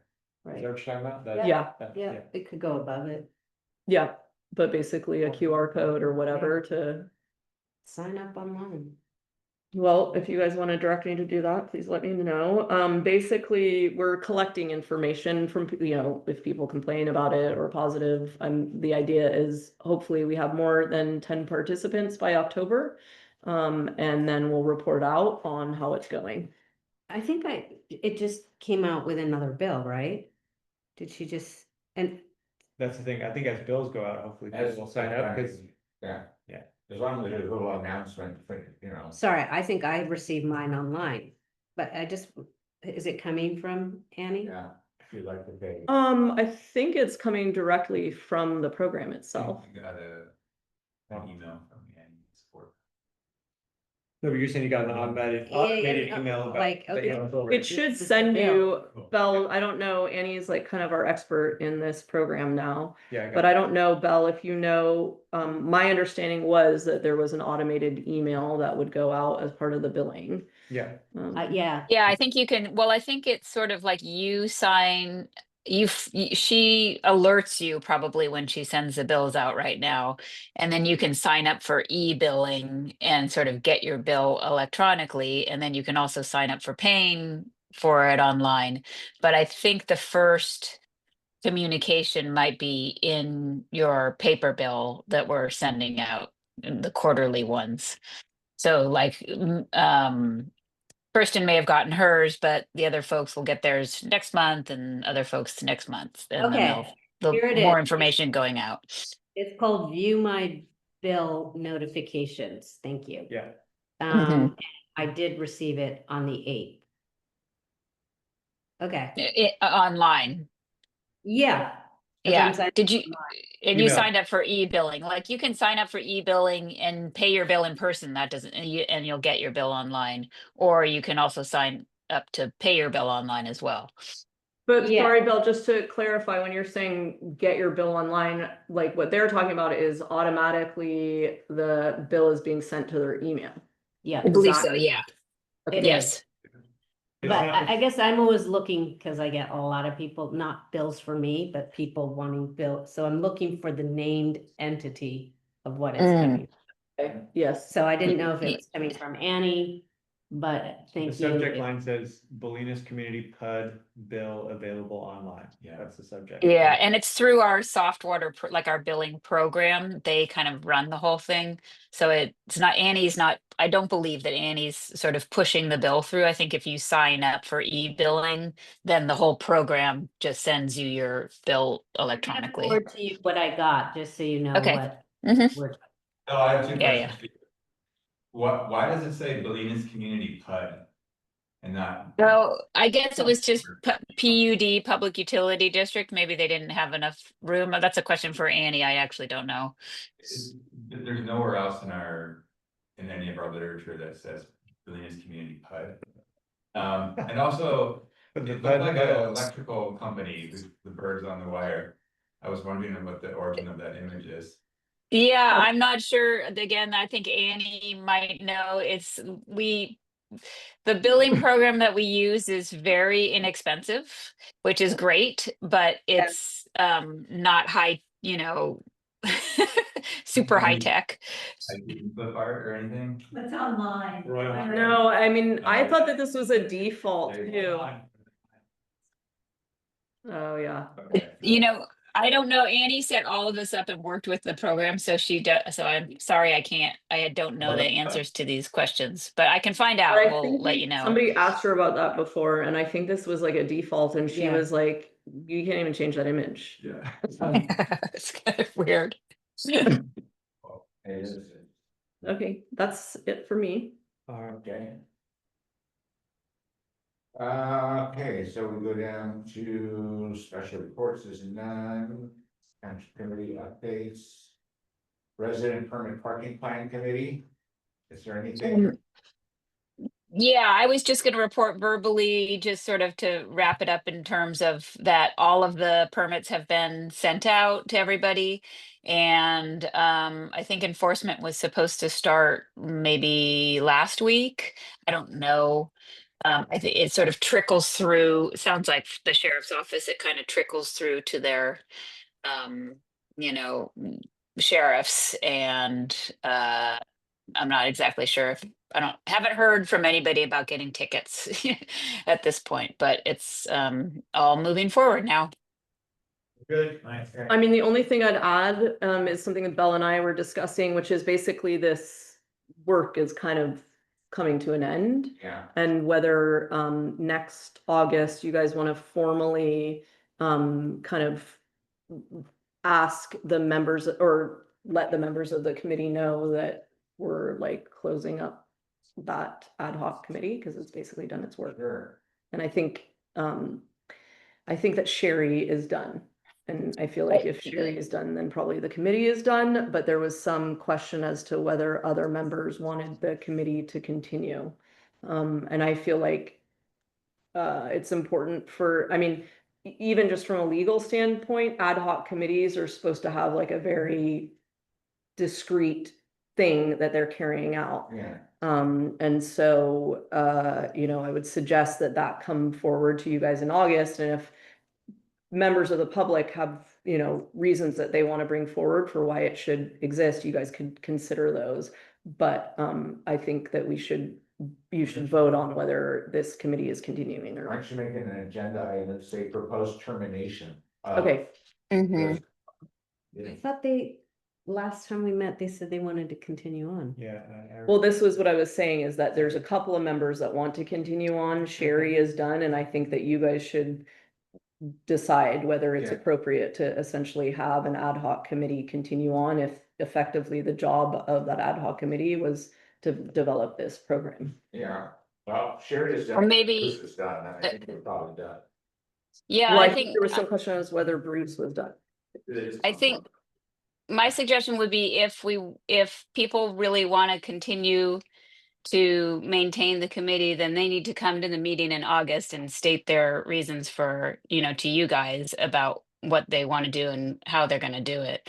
And Yeah. you can make a decision then, because people want it to keep going, but then doing the work. I told Sherry, I mean, without her and Bruce, this never would have happened, so it's a huge amount of work. So I want those people who are interested in continuing it to at least come and explain what their next steps are if they want to keep going forward.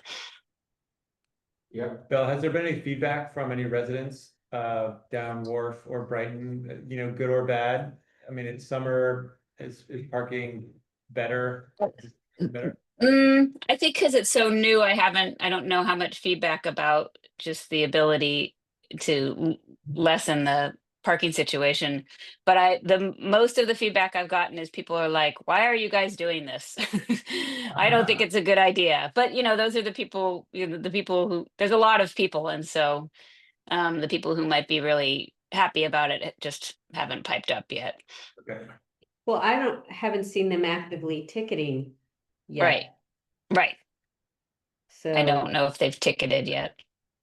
Maybe, I mean- but hopefully the signs are a deterrent. I mean, Mhm. people see the signs and maybe they won't park overnight, or. I think it's working. I don't know about Wharf. I just feel like I haven't seen any change in signs. Okay. all right, I'm gonna keep moving down, we don't have anything under ad hoc committees, standing committee updates, we have our, Mesa Septic Flood Control and Roads Committee is gonna meet with the, folks, right? Okay, yeah. Can one of you try and contact around to the people involved to set up a meeting with them? Mm-hmm. Okay, Chuck and Cass and the Churchmans and then Yep. and I, okay. Approval of minutes, item 24, regular meeting of the June 18th, regular meeting. Are there any changes or corrections to those minutes? Not. And if not, can I get a motion to approve them? So move. I'll Thank second you. Is there a second? me personally. You second, Yes. all in favor? Aye. Aye, 4-0. Item 25, the warrants for the period June 1st to June 30th. Any questions about any of the warrants? And if not, can I get a motion to approve the warrants? I'll move to approve the warrants. Thank you. Is there a second? Second. Thank you. All in favor? Aye. Aye, 4-0. That's And it. about materials to be signed by board members, we have those future agenda items, we've already discussed those, as I recall. Smiley's parking, ad hoc parking committee, termination, question mark. Yeah, and development of a program or a policy about encroachments on our roads. Yeah, that might be a multi-meeting. I don't think we're gonna get that all resolved in August, but we'll No. bring forward what we were developing. Now, that'd be sort of a work in progress, Yeah, yeah. And there's also the arborist report that may require a special meeting in the interest of moving that project along. But Mhm. we're waiting to hear back about that. yeah, I'll ideally be able to get to you guys. I'll hopefully let you know realistically, I think probably by the end of next week. Okay. All right, We only need 24-hour notice for a special. for a special. Okay, next regular meeting date is August 20th. August Uh, 20th, yeah, 20th. What's the one in? or 21st. And with that, this meeting is 20th. adjourned. I'm gonna be away in October. October. Uh-huh. October 15th. Yep, I'm gone. Okay. Okay. All right, folks, well. Sir, Good night. I want Thanks, to Bill. Good night. Take a walk. What's that? thank you. you, Bill. All right, I was gonna ask if she could populate all the meetings. all right, Kevin, we're gonna try. Yeah, I'll do that. Get out there. I Thank cruised by you. it today, just before the meeting. I went out there to check it out. Yeah. It was, Where? oh, the Churchman, you know, the paper road locust thing, which is